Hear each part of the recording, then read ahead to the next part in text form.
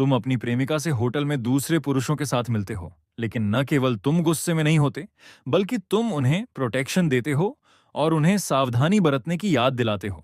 लेकिन वह आदमी इसे पसंद नहीं करता। वह तुम्हें तमाशा देखने के लिए कमरे के अंदर आने का न्योता तक दे देता है। तब तुम गुस्से में कमरे में दाखिल होते हो और देखते हो कि कमरे में दो और आदमी हैं। वांग कांग, ली गांग, तुम लोग भी यहाँ हो भाई फान। हमें नहीं लगा था कि तुम्हारी गर्लफ्रेंड इस तरह की इंसान होगी। तुम हमारे साथ शामिल क्यों नहीं हो जाते? ये सुनकर तुम नाराज नहीं बल्कि खुश होते हो। जरूरत नहीं है सज्जनों, मेरा इस तरह का झुकाव नहीं है। मुझे तो उम्मीद है कि याओ हमेशा के लिए आप लोगों के साथ ही रहे। और तुम्हारे इस विचार का कारण यह है कि होटल में प्रवेश करते ही तुमने एक ऐसी शक्ति विकसित कर ली है जिससे तुम दूसरों पर बीमारी के राक्षसों को देख सकते हो। और कांग की पीठ पर सिफिलिस का एक विशाल राक्षस है। उसका स्तर 20 तक पहुंच गया है। उस समय लुयाओ ने नाटक करना छोड़ दिया। वह खुलेआम तुम्हारी बेइज्जती करती है। हूफान, डिलीवरी करके हर महीने जो तुम 5 या 6 हजार युआन कमाते हो, सच कहूं तो वे मेरे लिए सौंदर्य प्रसाधन खरीदने के लिए भी काफी नहीं है। लुयाओ के बोलने के बाद वह सोचती है कि तुम मौके पर ही गुस्सा हो जाओगे, लेकिन तुम बिल्कुल भी गुस्से में नहीं हो। इसके विपरीत तुम मन ही मन हंसते हो। कुतिया, तुम बहुत भुगतोगी लुयाओ। मैं तुम्हारे अच्छे मनोरंजन की कामना करता हूं। यंडिंग होटल छोड़ने के बाद तुम एक राहगीर को देखते हो जो लगातार खांस रहा है। उसके सिर पर लेवल 1 का सर्दी का राक्षस है। उसी समय सिस्टम पेज दिखाई देता है और तुमसे पूछता है कि क्या तुम लड़ना चाहते हो। जिज्ञासावश तुम हां चुनते हो। तुरंत तुम एक दूसरी दुनिया में प्रवेश करते हो। एक सफेद ध्रुवीय भालू तुम्हारे सामने खड़ा है। उसके सिर के ऊपर एक लाइफ बार चमक रही है। फिर तुम्हें पता चलता है कि तुम्हारे सिर के ऊपर भी एक लाइफ बार है। उसी समय सामने वाला भालू तुम पर हमला करता है। तुम सहज रूप से बचते हो, लेकिन तुम्हें पता चलता है कि तुम हिल नहीं सकते।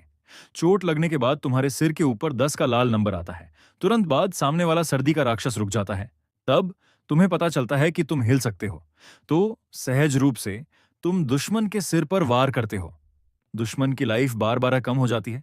यह पूरी तरह से एक टर्न आधारित मुकाबला है। तुम लोग इसी तरह एक दूसरे पर हमला करते रहते हो जब तक कि तुम्हारी लाइफ बार 10 अंक तक नहीं पहुंच जाती। सर्दी के राक्षस की लाइफ बार खाली हो जाती है। वह शोर के साथ गिर पड़ता है। लड़ाई खत्म। तुम्हें 10 अनुभव अंक मिलते हैं। तुम्हारा लेवल बढ़कर लेवल 2 हो जाता है। बधाई हो, होस्ट। आपने आइटम इन्वेंट्री अनलॉक कर ली है। आपने उपकरण, शस्त्रागार, आर्मरी अनलॉक कर लिया है। बधाई हो, होस्ट। आपने लेवल 1 के सर्दी के राक्षस को हरा दिया है। आपको शक्ति कौशल स्ट्रेंथ स्किल सुड प्राप्त होता है। इसके बाद दृश्य बदल जाता है। तुम वापस फुटपाथ के किनारे पर हो। वह राहगीर जो बुरी तरह खांस रहा था अचानक बहुत बेहतर महसूस करने लगता है। ऐसा लगता है कि वायरस के राक्षस को हराकर बीमारी को ठीक किया जा सकता है और साथ ही पुरस्कार भी प्राप्त किए जा सकते हैं। अगर मैं लोगों के इलाज के लिए क्लिनिक खोलूं तो मैं निश्चित रूप से अमीर बन जाऊंगा। इसलिए तुमने दूसरे राहगीरों पर नजर डाली, लेकिन जिसकी तुमने उम्मीद नहीं की थी वह यह था कि उनकी बीमारी का स्तर 50 से ऊपर है। कोरोनरी हृदय रोग का राक्षस, हृदय रोग का राक्षस, यूरेमिया का जनरल। ये सभी ऐसे जीव हैं जिनका सामना करने की तुम्हारी हिम्मत नहीं है। ऐसा लगता है कि ये बीमारियां जिन्हें आधुनिक चिकित्सा पूरी तरह से ठीक नहीं कर सकती, उन्हें मेरी वर्तमान ताकत से हराना बिल्कुल असंभव है। वर्तमान प्राथमिकता जल्दी से लेवल बढ़ाना है। फिर तुमने लेवल बढ़ाने के लिए एक अच्छी जगह के बारे में सोचा, रेने अस्पताल। इसलिए तुमने पहले झिंगसू निवास में थोड़ा आराम करने के लिए वापस जाने का फैसला किया। परिणाम स्वरूप तुम गलियारे में खूबसूरत मकान मालकिन से मिले, लेकिन तुम्हें उम्मीद नहीं थी कि वह ब्रेस्ट कैंसर से पीड़ित होगी। इतनी कम उम्र में ऐसी बीमारी होना वाकई अफसोस की बात है। लेकिन स्तन कैंसर सेना का यह अग्रदूत क्या दर्शाता है? खैर, इसे बाद में देखेंगे। मैं अपनी वर्तमान ताकत के साथ लेवल 10 के वायरस राक्षस को नहीं हरा सकता। समय मिलने पर मुझे अस्पताल जाकर जांच करानी चाहिए। जैसे ही तुम्हारी बात खत्म हुई, तुम कमरे में घुस गए। लियू यान यह सुनकर दंग रह गई। उसे वास्तव में अंतिम चरण के स्तन कैंसर का पता चला था, लेकिन कमरे में घुसते ही उसे यह कैसे पता चल गया? जैसे ही तुम कमरे में घुसे, तुमने अपने अच्छे दोस्त चेन आओ को देखा। उसे कई बीमारियां हैं। उनमें से सबसे स्पष्ट सॉफ्ट मॉन्स्टर यानी कमजोरी का राक्षस है। यह आदमी मेरे सामने डींगे मारता रहता था। अंत में वह कुछ भी नहीं है। तो अपने भाई की खुशी के लिए तुमने पूरी दृढ़ता से उस कमजोरी के राक्षस के खिलाफ लड़ाई शुरू कर दी। सामने एक बिल्कुल नरम केंचुआ है। लड़ने का तरीका पहले जैसा ही है। यह अभी भी टर्न आधारित है। बिना किसी संदेह के तुम मैच जीत गए। इस बार विरोधी के शरीर पर एक खंजर दिखाई दिया। उपकरण प्राप्त करने के लिए होस्ट को बधाई। एक बार सुसज्जित होने पर खंजर हमले को 15 अंक तक बढ़ा सकता है। लड़ाई खत्म हुई, तुम असली दुनिया में वापस आ गए। चेन आओ, जिसे कुछ भी पता नहीं है, अचानक महसूस करता है कि उसके शरीर का निचला हिस्सा हल्का हो गया है, जैसे कि वह ताकत से भरा हो। भाई फान, हम अभी पेरिस के ड्रीम बाथ में जा रहे हैं। दावत मेरी तरफ से है। आह, तुम अकेले जाओ। मैं नहीं जाऊंगा, कोई बात नहीं, मैं अकेला ही जाता हूं। अगले दिन तुम योजना के अनुसार रेने अस्पताल पहुंचे। अचानक तुम्हारे पीछे से एक जानी पहचानी आवाज गूंजी। हमारा ब्रेकअप हो गया है। तुम अभी भी मेरा पीछा क्यों कर रहे हो, पागल इंसान? यह याओ थी जो वहां आई थी। पता चला कि आज जागने पर उसने देखा कि उसे नीचे बहुत सारी छोटी छोटी गांठें हो गई हैं। यह दर्दनाक था और इसमें खुजली हो रही थी। इसलिए वह जांच के लिए अस्पताल आई थी। वास्तव में यह सिफिलिस का राक्षस ही था जो उभर आया था। मुझे आश्चर्य है कि क्या बाकी 3 भी प्रभावित हुए हैं। अगले ही पल पास से ही एक दहाड़ सुनाई दी।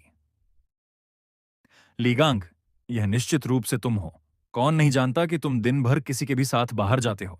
इसके बारे में सोचना ही काफी है। यह निश्चित रूप से याओ है। वह एक बदनाम सार्वजनिक परिवहन कार की तरह है। तुमने मुस्कुराते हुए बिना कुछ कहे यह सब देखा। केवल तुम जानते हो कि स्रोत वास्तव में हांग के शरीर पर है, क्योंकि उसका सिफिलिस का राक्षस लेवल 20 पर है। तो तुम उन्हें थोड़ा सा दिलासा देने के लिए उनके पास पहुंचे। वास्तव में यह बीमारी इतनी भयानक नहीं है। आपको बस हर दिन अपनी दवाएं लेनी हैं, शारीरिक व्यायाम जारी रखना है, दैनिक जीवन में अच्छे सामंजस्य को याद रखना है, अपने पोषण को मजबूत करना है और लंबे समय में आप मर जाएंगे। इतना कहकर तुम मुड़े और शान से चले गए। वे अकेले वहीं कांप रहे थे। इसके बाद तुम बाल रोग विभाग के सामने पहुंचते हो। तुम्हारा सुधार का रोमांच शुरू होता है। लेवल 1 के भुक्कड़ तक। क्या होस्ट लड़ना चाहता है? इस तरह लड़ना? तुमने दिन भर अस्पताल में राक्षसों को मारा। तुम्हारा लेवल 7 तक पहुंच गया। उपकरण अनुभाग में बहुत सारे उपकरण भी दिखाई देने लगे। तुम्हारा बैग राक्षसों को मारने से प्राप्त सभी प्रकार के मान से भरा है। इन्वेंट्री का एक फायदा यह है कि इसके अंदर का समय पूरी तरह से स्थिर है। खराब होने का बिल्कुल कोई सवाल ही नहीं है, लेकिन नुकसान यह है कि इसमें जीवित प्राणियों को रखने की अनुमति नहीं है। इसके अलावा तुम्हें एक सुनहरी कौशल पुस्तक भी मिली है। स्वर्ण सुई एक्यूपंक्चर का प्रभाव दर्द को रोकना और क्यूआई को मजबूत करना है। इसे सीखने के बाद तुम आराम करने के लिए अपने अपार्टमेंट लौटने की तैयारी करते हो। गलियारे में तुम फिर से लियू यान से मिलते हो। वह तुम्हें रात के खाने पर आमंत्रित करने के लिए अपना मुंह खोलती है। तो तुम चेन आओ को साथ ले जाते हो और लियू यान के पीछे एक गली के अंत में एक बारबेक्यू की जगह पर जाते हो। लेकिन वहां पहुंचते ही लियू यान को द्वारा पड़ने लगता है। वह बहुत दर्द में जमीन पर गिर पड़ती है। बहुत दर्द हो रहा है, ऐसा लगता है कि मैं यहीं मर जाऊंगी। यह दृश्य देखकर तुम तुरंत उस स्वर्ण सुई एक्यूपंक्चर के बारे में सोचते हो जो तुमने दिन में सीखा था। तुम तुरंत उसके शरीर के 3 एक्यूपंक्चर बिंदुओं में चांदी की सुइयां चुभा देते हो। लियू यान का रंग तुरंत बहुत सुधर जाता है। मैंने केवल तुम्हारे दर्द को अस्थायी रूप से कम किया है। समय निकालकर जांच के लिए अस्पताल जाओ, ठीक है? धन्यवाद। रात के खाने के बाद लियू यान तुम्हें अपने आलीशान पेंट हाउस में आमंत्रित करती है। अपने आखिरी कुछ महीने मेरे साथ बिताओ। मैं तुम्हें यह अपार्टमेंट दे सकती हूं। तो क्या तुम्हें अपनी स्थिति के बारे में बहुत पहले से पता था? हाँ, मेरा कभी कोई प्रेम संबंध नहीं रहा। इसलिए मैं अपने जीवन के अंत से पहले एक शांतिपूर्ण और वास्तविक प्रेम संबंध जीना चाहती हूं। तो मुझे ही क्यों चुना? क्योंकि तुम भरोसेमंद हो और तुम बहुत सुंदर हो और तुम्हारा एक्यूपंक्चर मेरा दर्द कम कर सकता है। इस तरह मैं तुम्हारे साथ अधिक समय बिता पाऊंगी। शकियाक, मुफ्त में एक अपार्टमेंट और बोनस में एक प्रेमिका मिलना, इसमें सोचने वाली क्या बात है? तो तुमने जल्दी से स्वीकार कर लिया। साथ ही तुमने चुपके से उसकी बीमारी को पूरी तरह ठीक करने का फैसला किया। अगले दिन तुम लेवल बढ़ाने के लिए जल्दी रेने अस्पताल पहुंचे और पूरा दिन इसी तरह राक्षसों को मारने में बिताया। तुम्हारा लेवल 10 पर पहुंच गया और तुम्हें एक छिपा हुआ टैलेंट भी मिला, डायमंड बॉडी। स्थायी रूप से मार्शल आर्टिस्ट्स द्वारा लिए गए सभी नुकसान को कम करती है और योद्धा के हमले और बचाव को बढ़ाती है। साथ ही सभी असामान्य स्थितियों से इम्यून करती है और प्रति सेकंड 21,000 अधिकतम स्वास्थ्य अंक यानी एचपी बहाल करती है। शम मोनेडोरिक, यह टैलेंट बहुत शक्तिशाली है। इस टैलेंट के साथ यह उच्च स्तरों को चुनौती देने की क्षमता रखने जैसा है। इसलिए तुम बेताबी से अपार्टमेंट की ओर भागे। तुम लियू यान के शरीर पर मौजूद वायरस राक्षस को चुनौती देने वाले हो। लियू यान तुम्हें देखकर बहुत खुश है। बहुत खुश हूं बेबी, कल जो तुमने मुझे 2 सुइयां लगाई थीं, उससे मुझे आज पूरा दिन बहुत आराम महसूस हुआ। चिंता मत करो, थोड़ी देर में और भी आराम मिलेगा। तुम सीधे लड़ाई शुरू करते हो। स्तन कैंसर सेना का अग्रदूत एक चित्तीदार बाघ है। 2000 स्वास्थ्य अंकों के साथ तुम बाघ को तेज धार वाली तलवार से काटते हो। रक्त की मात्रा 250 कम हो जाती है। यह टैलेंट वाकई अद्भुत है। फिर बाघ तुम पर हमला करता है।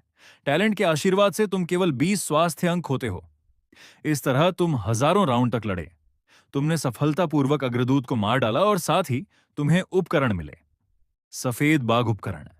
सफेद बाघ उपकरण का सक्रिय कौशल हर लेवल पर स्थायी रूप से 10 अंक बढ़ाता है। सभी विशेषताएं। वर्तमान स्तर 1। तुरंत बाद लियुयान के बगल में लेवल 20 की बीमारी का एक राक्षस दिखाई दिया। लेवल 20 का स्तन कैंसर सेना का सेंचुरियन। उसे मारने के बाद यह लियुयान का जीवन 2 साल तक बढ़ा सकता है। बेशक कैंसर को ठीक करना इतना आसान नहीं है। मुझे लगता है कि पीछे राक्षसों की एक लंबी श्रृंखला मेरा इंतजार कर रही होगी, लेकिन इससे मुझे उम्मीद मिलती है। इस समय पता नहीं क्यों लियू यान बहुत हल्का महसूस करती है। ये कैसी स्थिति है? क्या यह प्यार की ताकत है? फिर वह तुम्हारा हाथ पकड़ती है और बेडरूम की तरफ बढ़ती है। एक भीषण युद्ध के बाद तुम लियू यान को देखते हो और वहीं स्तब्ध रह जाते हो।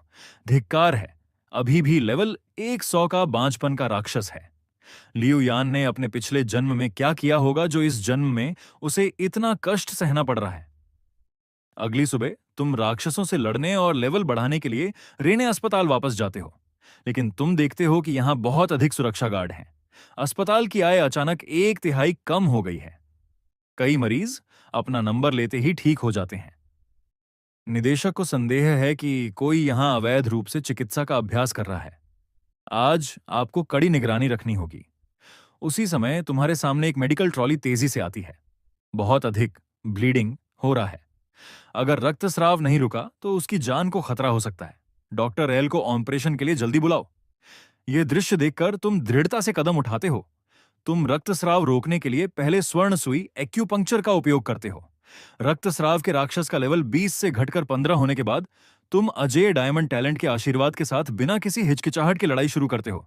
आश्चर्य की बात नहीं है कि तुमने अपने दुश्मन को हरा दिया। उसकी जीत के लिए होस्ट को बधाई। इनाम 100 साल पुराना मालिश कौशल। उस समय डॉक्टर आता है और देखता है कि रक्तस्राव पूरी तरह से बंद हो गया है। ऑपरेशन के दौरान इस सुई को ना निकालें।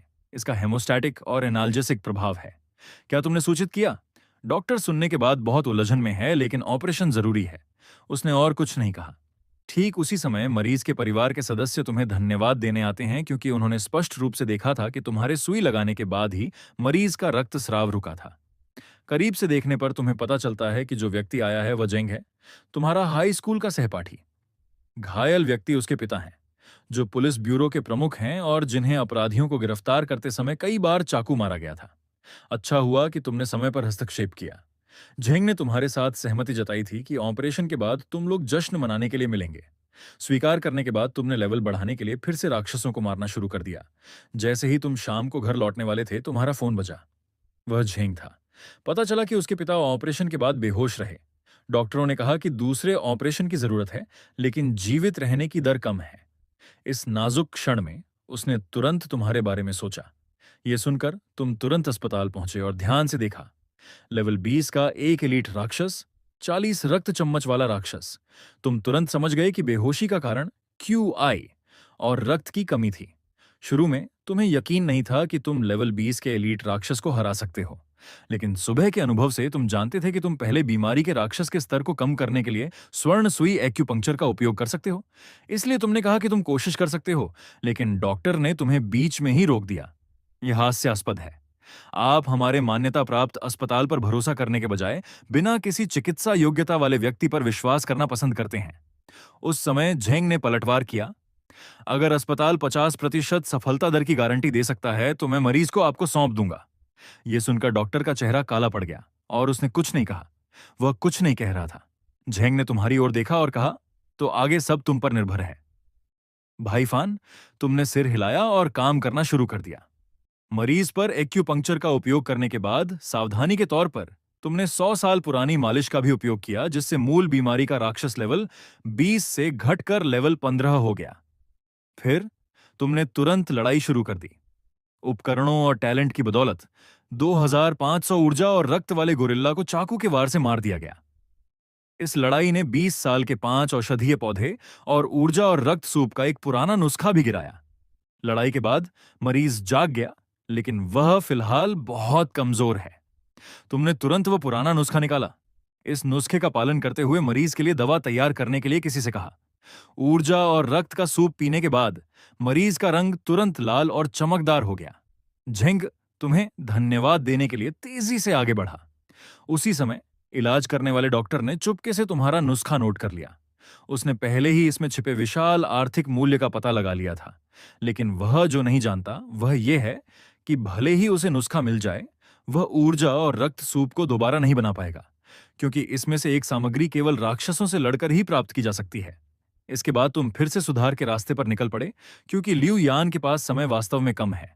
अपने लेवल में धीरे धीरे वृद्धि के साथ तुमने देखा कि प्रत्येक लेवल के लिए आवश्यक अनुभव तेजी से बढ़ता है, इसलिए सुधार की गति धीमी होती जा रही है। अस्पताल में कई दिन बिताने के बाद तुम केवल लेवल 15 तक पहुंचे। तुमने इन दिनों की लड़ाई से यह भी सीखा कि एलीट राक्षसों के आंकड़े उसी स्तर के साधारण राक्षसों की तुलना में 2 गुने होते हैं, लेकिन बॉस राक्षसों के आंकड़े तुम्हारे लिए अभी भी अज्ञात हैं। उस दिन तुम राक्षसों से लड़ने के लिए हमेशा की तरह रेने अस्पताल गए। अचानक एक विशेष बीमारी के राक्षस ने तुम्हारा ध्यान खींचा। माइग्रेन का राक्षस, बॉस स्तर की बीमारी का राक्षस। मुकाबला संभव है। खौशे आखिरकार बॉस स्तर के राक्षस से लड़ने का मौका। इसलिए तुमने जल्दी से लड़ाई शुरू की, और उसी समय तुम्हारे सामने अचानक एक अधिसूचना दिखाई दी। बॉस स्तर की बीमारी के राक्षस से लड़ने के लिए पहले स्वर्ण सुई से रक्त निकालना, ब्लड लेटिंग आवश्यक है। ये क्या चीज है? क्या इसमें कुछ पूर्व शर्तें हैं? शक्तिशाली, तुम्हारे पास एक पारंपरिक चीनी चिकित्सा परिवार से होने का नाटक करने के अलावा कोई विकल्प नहीं था, और यह कि तुम दूसरे व्यक्ति के सिर दर्द को दूर करने में मदद करने के लिए एक्यूपंक्चर का उपयोग कर सकते हो। दूसरे व्यक्ति की सहमति प्राप्त करने के बाद तुमने उस आदमी के 3 एक्यूपंक्चर बिंदुओं में चांदी की सुइयां चुभा दी और सफलतापूर्वक लड़ाई में प्रवेश किया। माइग्रेन का राक्षस लेवल 10, बॉस लेवल की ऊर्जा और रक्त 5000। बॉस लेवल होने के लायक है। यह जानना जरूरी है कि उसी स्तर के साधारण राक्षसों में अधिकतम 1000 ऊर्जा और रक्त अंक होते हैं। बॉस राक्षस में सीधे 5 गुना अधिक है। विरोधी ने पहले हमला किया। एक भारी आवाज सुनाई दी। तुम्हारे सिर के ऊपर 50 नंबर दिखाई दिया। वास्तव में शक्तिशाली, अपने अविनाशी शरीर के उपहार के बावजूद तुमने फिर भी 50 स्वास्थ्य अंक खो दिए। अगर यह एक साधारण राक्षस होता तो वह तुम्हें अधिकतम 1 अंक का नुकसान ही पहुंचा पाता। अब तुम्हारी हमले की बारी है। एक और जोरदार प्रहार, 200 का डैमेज। यह काफी अच्छा है, खासकर इसलिए क्योंकि यह राक्षस एक मैजिक टाइप है, टैंक टाइप नहीं। इसलिए इसका डिफेंस कमजोर है। लगभग 20 राउंड के बाद तुमने जीत हासिल की और तुम्हें एक हीलिंग रिंग मिली। इस रिंग को पहनने के बाद तुम्हारे कौशल में उपचार का प्रभाव जुड़ जाता है, जिससे हर सेकंड 10 पॉइंट खून बहाल होता है। इसके अलावा इस बार तुम्हारा स्वर्ण सुई एक्यूपंक्चर कौशल भी अपग्रेड हो गया और उसे एक नया प्रभाव मिला। जीवन रक्षक, दिवस रोगी की आखिरी सांस को एक दिन के लिए बचाकर रख सकता है। जबरन जीवन को एक दिन बढ़ाने वाला यह कौशल एक व्यक्ति पर केवल एक ही बार इस्तेमाल किया जा सकता है।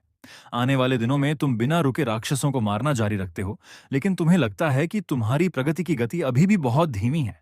आधा महीना लगातार मेहनत करने के बाद भी तुम केवल लेवल 18 तक ही पहुंच पाए हो। तुम्हें पता है कि तुम्हें लेवल 20 के एक बॉस राक्षस का सामना करना है। उसे हराने का यकीन पाने के लिए कम से कम लेवल 25 तक पहुंचना जरूरी है। इसमें तो सदियां लग जाएंगी। तभी एक विशेष राक्षस तुम्हारी नजर में आता है। Lucky monster level 50। ये एक विशेष राक्षस है जिसे लड़ने पर अद्भुत पुरस्कार मिलते हैं। अगले ही पल तुम बिना हिचकिचाए लड़ाई में उतर जाते हो। सामने एक गुलाबी, बदबूदार और लुभावना सुअर है। उसके बगल में एक सुनहरा खजाना रखा है। राउंड शुरू होते ही तुम पहले हमला करते हो, चाकू का एक वार, और तुम उसे सीधे टुकड़ों में काट देते हो। बधाई हो होस्ट को गोल्ड क्वालिटी का उपकरण प्राप्त करने के लिए। Golden coiled dragon armour. बधाई हो होस्ट को 50,000 अनुभव अंक प्राप्त करने के लिए। लेवल बढ़कर लेवल 20 हो गया। यह लकी मॉन्स्टर वाकई कोई मजाक नहीं था। तुम तुरंत उस सुनहरे कवच की जांच करते हो। गोल्डन कॉइल्ड ड्रैगन आर्मर पहनने के बाद डिफेंस 1,02,000, बचाव 200। इसमें शामिल कौशल एडमेंटाइन डिफेंस के प्रभाव को 50% तक बढ़ा देता है। इस कवच को देखकर तुम्हें अचानक महसूस होता है कि अब तुम स्तन कैंसर सेना के सेंचुरियन से लड़ सकते हो। तुम तुरंत जिंक्सू निवास की ओर भागते हो। घर पहुंचकर तुमने पहले लियू यान को शराब पिलाई, जिससे राक्षस की मारक क्षमता कम हो गई। फिर तुम लड़ाई शुरू करते हो। सामने एक और भी भयानक सफेद बाघ है, स्तन कैंसर सेना का सेंचुरियन, लेवल 20 का बॉस राक्षस। 20,000 स्वास्थ्य अंक। दुश्मन पहले हमला करता है, उसके विशाल पंजे तुम पर गिरते हैं, जिससे 110 का नुकसान होता है।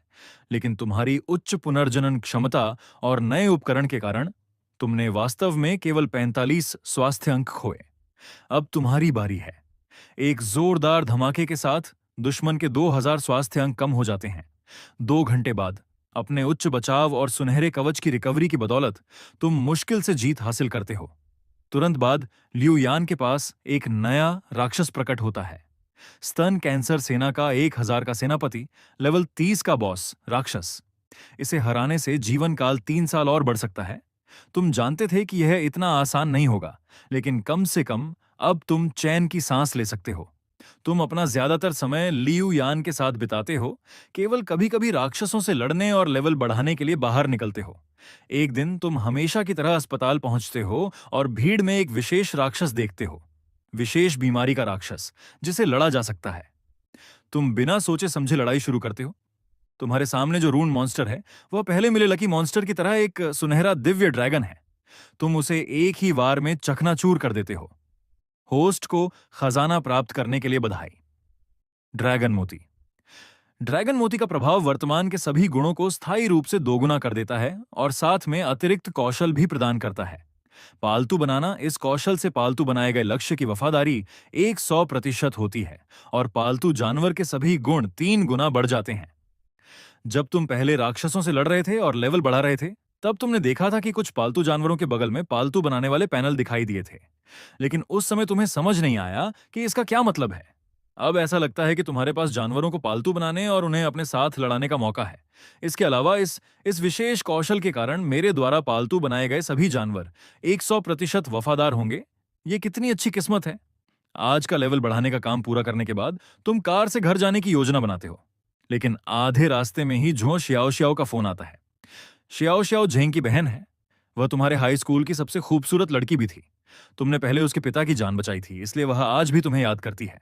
हेलो भाई, फान बोल रहा हूं। क्या बात है श्याओ श्याओ? बात यह है भाई, मैंने यहाँ एक ब्यूटी पार्लर खोला है। यहाँ लाखों फॉलोअर्स वाली एक बड़ी इन्फ्लुएंसर आई है। मेरे पार्लर में ट्रीटमेंट लेने के बाद उसका चेहरा दानों से भर गया है। अब वह बहुत भारी मुआवजे की मांग कर रही है, वरना वह पूरे नेटवर्क पर इसका खुलासा कर देगी। लेकिन मुझे यकीन है कि मेरे उत्पादों में कोई समस्या नहीं हो सकती। मैंने अपने भाई से सुना है कि आप एक बेहतरीन डॉक्टर हैं, तो मैं सोच रही थी कि क्या आप आकर मेरी मदद कर सकते हैं। तुमने बिना किसी हिचकिचाहट के हाँ कर दी। वहां पहुंचने के बाद तुमने तुरंत उस इन्फ्लुएंसर पर एक स्पष्ट बीमारी का राक्षस देखा, प्लास्टिक सर्जरी का राक्षस। विशेष बीमारी के राक्षस का लेवल 5, जिससे लड़ना असंभव है। यह साफ है कि उसने अपने शरीर पर बहुत खर्च किया है, लेकिन पूरे नेटवर्क पर उसकी छवि एक प्राकृतिक इंसान की है, यानी बिना किसी तकनीक के जन्मजात चेहरा। इसके बाद तुमने श्याओ श्याओ की दुकान के ब्यूटी प्रोडक्ट्स को अपनी त्वचा पर लगाया। अगर उत्पाद त्वचा के लिए हानिकारक होता तो सिस्टम नुकसान की चेतावनी दिखाता, लेकिन कुछ समय बाद कोई चेतावनी नहीं आई। इससे पता चलता है कि उत्पादों में कोई समस्या नहीं है। तो समस्या इन्फ्लुएंसर कोको के साथ ही होनी चाहिए। करीब से देखने पर उसके शरीर पर वास्तव में कई अन्य बीमारी के राक्षस थे। कब्ज का राक्षस, लेवल 10 का बॉस, जिससे लड़ा जा सकता है। बवासीर का राक्षस, लेवल 10 का बॉस, जिससे लड़ा जा सकता है। तुम तुरंत समझ गए, उसके चेहरे पर दाने आने का असली कारण ये 2 बॉस लेवल के बीमारी के राक्षस हैं, जिसकी वजह से शरीर में विषाक्त पदार्थ जमा हो रहे हैं।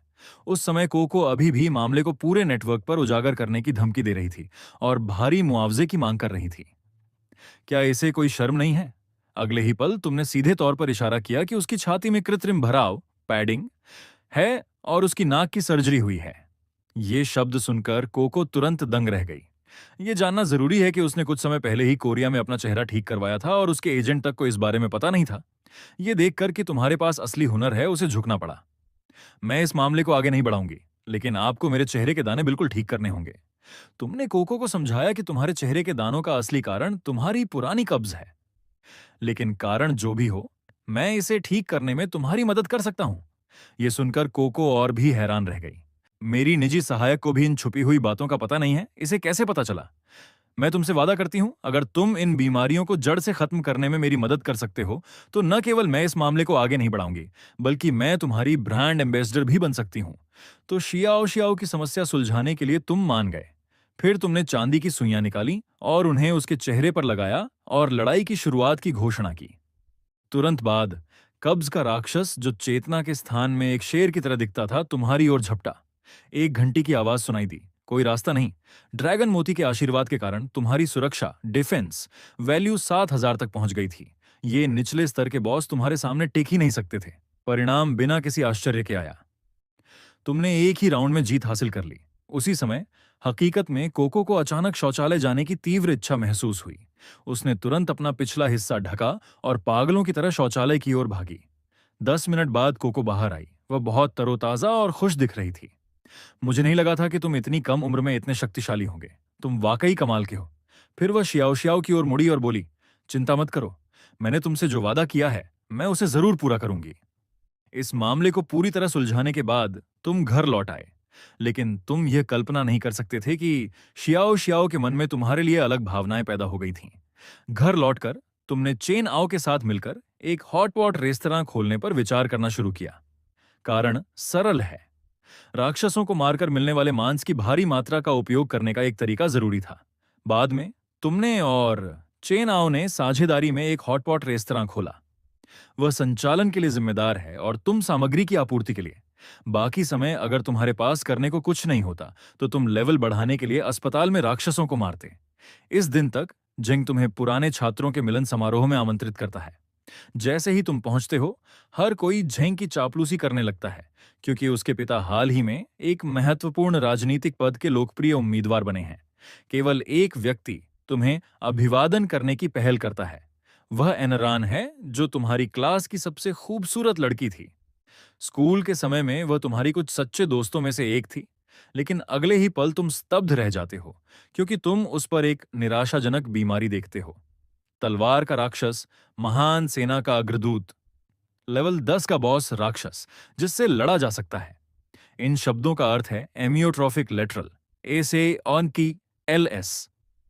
तुम इससे ज्यादा स्पष्ट नहीं हो सकते थे। यह बीमारी होना समय से पहले मृत्यु का नोटिस मिलने जैसा है। तुम एक पल के लिए भी नहीं हिचकिचाते और दृढ़ता से लड़ाई शुरू करते हो। लेवल 10 का बॉस राक्षस अब तुम्हारे लिए कोई समस्या नहीं है। लड़ाई में जीत के लिए होस्ट को बधाई। आपको कौशल प्राप्त हुआ, नपुंसकता का बिंदु। कौशल का प्रकार, सक्रिय युद्ध के दौरान यह लक्ष्य के आक्रमण और जादुई शक्ति को 10 टूर्स के लिए 20% तक कम कर सकता है। जब आपने दोबारा रांड की ओर देखा, तो वास्तव में एक नया बीमारी वाला राक्षस दिखाई दिया। SLA सेना का सेंट्रियन, यह स्तर 20 का बॉस राक्षस है जिससे एक्यूपंक्चर के बाद लड़ा जा सकता है। आपने शुरू में गुप्त रूप से अनुभव XP फार्म करने की योजना बनाई थी, लेकिन अब युद्ध के लिए एक पूर्व शर्त है, इसलिए आपके पास अभी के लिए रुकने के अलावा कोई विकल्प नहीं है। इसके बाद आपने रांड की ओर देखा और उसे चतुराई से याद दिलाया कि अगर समय मिले तो अस्पताल जाकर मेडिकल जांच जरूर करवा लेना। लेकिन अगले ही पल वहां मौजूद सभी लोग घबरा गए। अचानक बॉक्स में 3 नकाबपोश डकैत चाकू लेकर घुस आए और चिल्लाए कि कोई हिलेगा नहीं, जो हिलेगा उसे काट दिया जाएगा। यह सुनकर वहां मौजूद छात्र चीखने लगे, लेकिन आपका कट्टर दुश्मन सनवे उस समय हीरो बनना चाहता था। नतीजा यह हुआ कि नकाबपोश व्यक्ति ने उसे सीधे चाकू मारकर ढेर कर दिया। वह फर्श पर गिर गया और खून तेजी से बहने लगा। उसी समय आपने गौर किया कि इन तीनों डकैतों के ऊपर एक छोटा लाल निशान राक्षस है। कातिल राक्षस, स्तर 2 का विशेष राक्षस, लड़ा नहीं जा सकता, और कातिल राक्षस, स्तर 1 का विशेष राक्षस, लड़ा नहीं जा सकता। आपने नहीं सोचा था कि आप ऐसा भी कुछ देख पाएंगे। इसके बाद वे तीनों जल्दी से झेंग की फोटो निकालकर भीड़ में उसे ढूंढने लगे। पता चला कि वे 418 भगोड़े अपराधी हैं जो सिलसिलेवार हत्याओं के लिए वांछित हैं। ब्यूरो के निदेशक जॉ चांचंत ने उनमें से एक को मार गिराया था, इसलिए वे बदला लेने आए थे। डकैतों में से एक ने जब रांड को देखा, जो अभी भी बहुत आकर्षक लग रही थी, तो वह खुद को रोक नहीं पाया। वह एक कुटिल मुस्कान के साथ उसके पास गया। नेता ने यह देखकर भी उसे नहीं रोका, क्योंकि उसके लिए यह बस 1 मिनट की बात थी और इससे कोई फर्क नहीं पड़ने वाला था। लेकिन वह आदमी अचानक पूरी तरह ढीला होकर गिर पड़ा। बाकी दोनों अभी कुछ समझ भी नहीं पाए थे कि वे भी उसी तरह गिर गए। उनके पैर कांप रहे थे। बिल्कुल सही। आपने दूर से ही डकैतों पर खाली किडनी वाले प्रहार का इस्तेमाल किया था, जिससे वे तुरंत नपुंसक और कमजोर होकर जमीन पर गिर गए। छात्रों को उम्मीद नहीं थी कि आपके पास इतने प्रभावशाली कौशल होंगे। उन सभी की आपके बारे में राय बदल गई, सिवाय छात्र सन वेस्ट के, जो फर्श पर अकेला पड़ा खून बहने के कारण कराह रहा था। अब बस पुलिस को फोन करना और उनके आने का इंतजार करना बाकी था। तभी भीड़ में से किसी ने सुझाव दिया कि जेंग को पहले अपने पिता को फोन करना चाहिए, ताकि वे इन तीनों अपराधियों को गिरफ्तार करने के लिए अपने लोगों को ला सकें। इससे वहां मौजूद छात्रों को भी फायदा होगा। सभी लोग जल्दी से इस कहानी पर सहमत हो गए। जब आप चुआन शुआन वापस लौटे तो काफी देर हो चुकी थी। इस दौरान आपके रेस्टोरेंट को जबरदस्त सफलता मिली, क्योंकि आपके पास ऐसी सामग्रियां थीं जिनका स्वाद कोई और मुकाबला नहीं कर सकता था। तभी एक अजनबी आपके पास आया। उसने अपना परिचय झुकिया ओक्सियाओ के साले जाओकाई के रूप में दिया। लेकिन करीब से देखने पर आपको पता चला कि उस व्यक्ति पर शीघ्र पतन का राक्षस, नपुंसकता का राक्षस, किडनी की कमजोरी का राक्षस और कई अन्य राक्षस सवार थे। यह साफ दिख रहा था कि उसने शराब और औरतों के चक्कर में अपना शरीर खोखला कर लिया है। उस आदमी ने आपसे पहली बात यही कही कि आप उसकी भाभी से दूर रहें। अपने भाई की मृत्यु के बाद से जाओकाई हमेशा अपनी भाभी झुकियाओक्सियाओ को हासिल करना चाहता था, और उसकी कुछ योजनाएं भी थीं। लेकिन हाल ही में आप और उसकी भाभी बहुत करीब आ गए थे, जिसने उसे कदम उठाने से रोक दिया। वो बोला कि अगर ये लड़का समझदार है तो उससे दूर रहेगा। ये साफ है कि भाकुर में सोचते हैं कि भाभी विधवा है और लोग दरवाजे पर बातें करते हैं। ये सुनकर आपने सीधे उसके चेहरे पर एक थप्पड़ जड़ दिया और कहा कि तू मुझे मेरा काम सिखाएगा। जाओकाई, जो जमीन पर गिर गया था, पूरी तरह हैरान था। वह, जो सबसे अमीर परिवार का सदस्य था, उसे एक हॉटपॉट रेस्टोरेंट के मालिक ने पीट दिया था। वह बदला लेने के लिए उठना चाहता था, लेकिन उसका शरीर शराब और सेक्स की वजह से पहले ही जवाब दे चुका था। वह जाने से पहले सिर्फ धमकियां ही दे सका कि वह आपको बर्बाद कर देगा। अगली सुबह उठते ही आपको चेन नाव का एक इमरजेंसी फोन आया। उसने कहा कि भाई फान, ये भयानक है। किसी ने हमारे रेस्टोरेंट का खाना खाया और उसे फूड पॉइजनिंग के लक्षण हो रहे हैं। फोन मिलने के बाद आप तुरंत रेस्टोरेंट पहुंचे। आपने देखा कि कई लोग वहां थे और लगातार उल्टियां कर रहे थे। डायरिया राक्षस स्तर 8, उल्टी राक्षस स्तर 5। बुरा नहीं था, ये कोई नाटक नहीं था। अगर मुझे अपने मांस पर पूरा भरोसा नहीं होता तो मैं वास्तव में इस पर विश्वास कर लेता। उस समय दुकान लोगों से भरी हुई थी और वहां पत्रकार भी थे। आपको एहसास हुआ कि यह आपके संकट प्रबंधन कौशल दिखाने का समय है। आपने तुरंत घोषणा की कि कोई भी गोदाम से मांस का कोई भी टुकड़ा ले जा सकता है और उसकी जांच किसी सक्षम संस्था से करा सकता है। यदि कोई समस्या पाई गई तो उस व्यक्ति को इनाम दिया जाएगा। जिन लोगों को उल्टी और डायरिया था, वे तुरंत जांच के लिए अस्पताल गए। आपने कहा कि अगर यह फूड पॉइजनिंग साबित हुई तो दुकान मेडिकल खर्च का 10 गुना भुगतान करेगी और तुरंत बंद हो जाएगी। भीड़ में छिपा जौकाई यह सुनकर अपनी मुस्कान नहीं रोक पा रहा था। उसे पता था कि ये लोग 100% फूड पॉइजनिंग के शिकार होंगे, क्योंकि उसने खुद उन्हें पहले से ही खराब खाना खिलाया था। लेकिन अस्पताल पहुंचने के बाद उन लोगों को आश्चर्य हुआ कि अचानक उनके पेट का दर्द ठीक हो गया है, लेकिन इसके बजाय उनकी किडनी में भयानक दर्द होने लगा। जब जांच के परिणाम आए तो जाओकाई दंग रह गया। डॉक्टर ने कहा कि इन लोगों की गैस्ट्रोइंटेस्टाइनल जांच में कोई समस्या नहीं मिली। इसके विपरीत यह पाया गया कि इन लोगों ने अत्यधिक यौन गतिविधियां की हैं, जिससे गंभीर किडनी की खराबी हुई है। ये गंभीर किडनी की कमजोरी ही थी जिसने उल्टी और डायरिया पैदा किया। मुझसे लड़ना सच में तुम्हारी गलती थी। आपने सिस्टम का उपयोग करके उन लोगों के डायरिया और उल्टी के राक्षसों को तुरंत मार दिया था और साथ ही उन पर नपुंसकता के बिंदु से प्रहार किया था। फिर आपने शांति से कहा कि किडनी की खराबी का मेरे हॉटपॉट की दुकान से कोई लेना देना नहीं है ना? ये सुनकर झाओकाई का चेहरा काला पड़ गया और उसे हार माननी पड़ी। इस तरह विपक्षी का सोचा समझा षड्यंत्र खुद ही नष्ट हो गया। लेकिन अगले ही पल आप एक ऐसे व्यक्ति से मिले जिसे आप नहीं देखना चाहते थे। सुयाओ आपसे मिलने खास तौर पर आई थी। वह जानती है कि अब आप एक हॉटपॉट रेस्टोरेंट चला रहे हैं जो बहुत अच्छा चल रहा है, इसलिए वह आपके साथ सुलह करना चाहती थी। और उसने कहा कि जिस दिन उसका आपसे ब्रेकअप हुआ था, उसी दिन से उसने खुद को सुधार लिया है। वह बोली कि भाई फान, क्या तुम पहले मेरे शरीर को नहीं छूना चाहते थे? आज रात मैं खुद को तुम्हें सौंप सकती हूं। यह सुनकर आपको घृणा हुई। करीब से देखने पर पता चला कि सिफिलिस सिफिलिस का राक्षस अभी भी वहां है और उसके साथ कंडिलोमा आदि भी हैं। वहां एक विशेष हरा राक्षस भी था, कातिल राक्षस। यह विशेष राक्षस लड़ा नहीं जा सकता, लेकिन इस बार यह लाल नहीं बल्कि हरा था।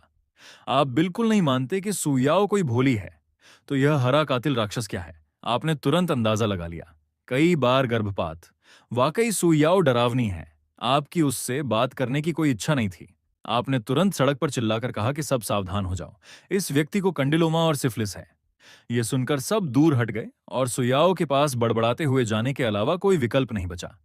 उसी क्षण जान शेंग के पहले अस्पताल में निदेशक सहित कई विशेषज्ञ और डॉक्टर चिंतित थे। मैक्रोफेज एक्टिवेशन सिंड्रोम, यह रक्त प्रणाली की एक बहुत ही गंभीर बीमारी है। भगवान भी इसे ठीक नहीं कर सकते। मुख्य बात यह है कि अस्पताल के बिस्तर पर पड़ा व्यक्ति कोई मामूली व्यक्ति नहीं है। उस समय वह कोमा में था और उसे लगातार तेज बुखार था। मिस चेन, हमने अपनी पूरी कोशिश की। ये व्यक्ति चेन टिफान की अपनी बहन और ल्यूयान की सबसे अच्छी दोस्त चेनुआ का भाई था। जब लू रोयांत ने अपनी सहेली के भाई की हालत के बारे में सुना तो उसने तुरंत आपके एक्यूपंक्चर के बारे में सोचा और चाहा कि आप आकर उसकी जांच करें। अस्पताल पहुंचने के बाद आपने चेन टिफान पर बीमारी का राक्षस देखा, मैक्रोफेज एक्टिवेशन सिंड्रोम का राक्षस। यह स्तर 40 का एलीट राक्षस है जिससे लड़ा जा सकता है। जीत के बाद जीवन काल 3 साल तक बढ़ाया जा सकता है। यह देखकर आप अपनी आह नहीं रोक पाए। सौभाग्य से यह कोई बॉस राक्षस नहीं है, वरना शायद मैं भी इसे ठीक नहीं कर पाता। अपने वर्तमान स्तर 25 के साथ स्तर 40 के एलीट राक्षस से लड़ना अभी भी बहुत जोखिम भरा है, लेकिन मरीज किसी भी समय मर सकता है। फिर आपने एक समाधान सोचा। आपने चेन टिफान में चांदी की सुई लगाई। स्तर 3 का स्वर्ण सुई एक्यूपंक्चर जीवन रक्षक प्रभाव रखता है। यह लोगों की जान बचा सकता है ताकि वे एक दिन के भीतर न मरें। तुरंत बाद चेन टिफान, जो अभी भी कोमा में था, धीरे धीरे होश में आने लगा। फिर आपने ब्लड स्पून सूप का नुस्खा लिखा और किसी को फार्मेसी से दवा लाने के लिए कहा। इसे लेने के बाद मरीज की हालत में थोड़ा सुधार हुआ। हालांकि यह स्थिति केवल 5 दिनों तक रह सकती है, लेकिन 5 दिन कुछ स्तर बढ़ाने के लिए पर्याप्त हैं। इसलिए आपने चेन से कहा कि आप इस बीमारी का इलाज कर सकते हैं, लेकिन आपको तैयारी के लिए घर जाना होगा। अगर आपने यह पहले कहा होता तो वह निश्चित रूप से आपको झूठा समझती, लेकिन अपनी आंखों से अपने भाई को चमत्कारिक ढंग से होश में आते देख उसे आपके चिकित्सा कौशल पर विश्वास हो गया। वापस जाते समय आपने कार में समाचार देखा। बाहरी दुनिया को पहले से ही पता है कि चेन टिफान एक लाइलाज बीमारी से पीड़ित है। उसकी आसन्न मृत्यु की खबर से चेन ग्रुप के शेयर भी गिर गए थे। यदि 5 दिनों में चेन टिफान के पूरी तरह ठीक होने की खबर अचानक फैल जाए तो चेन के शेयरों में अनिवार्य रूप से उछाल आएगा। इसलिए आपने तुरंत चेन नाव को फोन किया और उसे चेन ग्रुप के शेयर खरीदने के लिए स्टोर के सभी उपलब्ध फंड जुटाने को कहा। खातों की जांच करने के बाद चेन नाव ने पाया कि नकद में केवल 2 लाख ही थे, जो थोड़ा कम था। अगले ही पल आपके फोन पर 10 लाख का ट्रांसफर आया। यह ली रोयांत ने भेजा था। उसने भी अंदाजा लगा लिया था कि चेन ग्रुप के शेयरों में भारी उछाल आने वाला है, लेकिन अब उसकी दिलचस्पी पैसा कमाने में नहीं थी, इसलिए उसने आपको 10 लाख दिए ताकि आप खुद निवेश कर सकें। अगले 4 दिनों तक आपने अपना स्तर बढ़ाने के लिए अस्पताल में पागलों की तरह राक्षसों को मारा और अंततः स्तर 28 तक पहुंच गए। इसके अलावा आपको गलती से चांदी की गुणवत्ता वाला एक हथियार शैडो बैटल एक्स मिला। शैडो बैटल एक्स से लैस होने के बाद शारीरिक पैठ में 50 अंकों की अतिरिक्त वृद्धि हो सकती है। अगली सुबह जल्दी ही अस्पताल से इमरजेंसी कॉल आया। चेन टिफान फिर से कोमा में गिर गया था। सभी संकेतक तेजी से गिर रहे थे। आप तुरंत युद्ध शुरू करने के लिए अस्पताल पहुंचे। दुश्मन ने आप पर हमला करने की पहल की। केवल एक धमाके की आवाज सुनाई दी। गोल्डन ड्रैगन आर्मर और अविनाशी प्रतिभा के दोहरे प्रभाव के बावजूद वह आपको इतना नुकसान पहुंचाने में सफल रहा। आखिरकार वह एक उच्च स्तरीय एलीट राक्षस था। अब आपकी बारी थी। फिर से धमाका हुआ। 200 का डैमेज। समय धीरे धीरे बीतता गया। आपने अपने किडनी की कमजोरी के बिंदु के प्रभाव और अपनी ताकत के संचय की बदौलत बड़ी मुश्किल से जीत हासिल की। इस बार राक्षस ने एक खून जैसा लाल अंडा छोड़ा। संकेत मिला कि यह 7 दिनों में फूटेगा। आपने इसे अपने स्पेस बैकपैक में रख लिया। उसी समय अस्पताल के बिस्तर पर चेन टिफान जाग गया। अपने भाई को जागते देख शेन युए ने उत्साह से आपका हाथ पकड़ लिया। अगले ही पल आपने उस पर एक विशेष बीमारी का राक्षस देखा। विशेष बीमारी है राक्षस, स्तर 100 का महिला राक्षस, लड़ा जा सकता है। यह बीमारी एक ऐसी शारीरिक विसंगति है जो सामान्य वैवाहिक जीवन को रोकती है। प्राचीन समय में ऐसे व्यक्ति को अशुभ महिला माना जाता था। आधुनिक चिकित्सा इसे एक अत्यंत कठिन शारीरिक बीमारी मानती है, लेकिन आपकी नज़र में यह बीमारी ठीक होने योग्य है। समस्या यह है कि आप अभी स्तर 100 के राजा स्तर के राक्षस को बिल्कुल नहीं हरा सकते, लेकिन आपने तुरंत देखा कि उस बीमारी वाले राक्षस के नीचे एक छोटी हरी रेखा थी। इस महिला राक्षस के पास एक खंजर है जिसने उसे कभी घायल किया था, जिसका उस पर विशेष प्रभाव पड़ता है। यह इस बॉस के लिए विशेष रूप से लक्षित एक विशेष वस्तु होनी चाहिए। लेकिन समस्या यह है कि यदि मैं युद्ध शुरू नहीं करता तो यह वस्तु कैसे प्राप्त करूं, और यदि युद्ध शुरू करता हूं तो भी मैं जीत नहीं सकता। तो फिर इस वस्तु को पाने का क्या मतलब? खैर छोड़ो, इसे बाद में देखेंगे। उसी समय यह खबर कि चेन टिफान खतरे से बाहर है जंगल की आग की तरह फैल गई। चेन ग्रुप के शेयर बढ़ने लगे। कुछ दिनों बाद शेयर अपनी ऊपरी सीमा पर पहुंच गए और आपके द्वारा निवेश किए गए 12 लाख अब 24 लाख में बदल गए थे। कुछ खास लोगों को पता चला कि चेन टिफान की मौत के मुंह से वापसी का कारण एक दिव्य डॉक्टर से उसकी मुलाकात थी। यह खबर व्यापार जगत के ऊंचे हलकों में तेजी से फैल गई। एक अमीर व्यक्ति के लिए सबसे महत्वपूर्ण क्या है? बेशक स्वास्थ्य। इसलिए कई बड़े मालिकों ने विभिन्न माध्यमों से इस दिव्य डॉक्टर के बारे में पूछताछ की, लेकिन अंत में सभी असफल रहे। यह आपके और चेन टिफान के बीच का समझौता था। चेन परिवार को आपसे जुड़ी सभी जानकारी गुप्त रखनी थी। जंगल में जो पेड़ सबसे ऊंचा होता है, हवा उसे ही सबसे पहले तोड़ती है। इस मोड़ पर आप अभी भी खुद को छिपाकर विकसित करना चाहते थे। हालांकि आपको धन्यवाद देने के लिए चेन टिफान ने आपको 10 लाख का चेक दिया और आपके साथ गहराई से सहयोग करने की इच्छा जताई।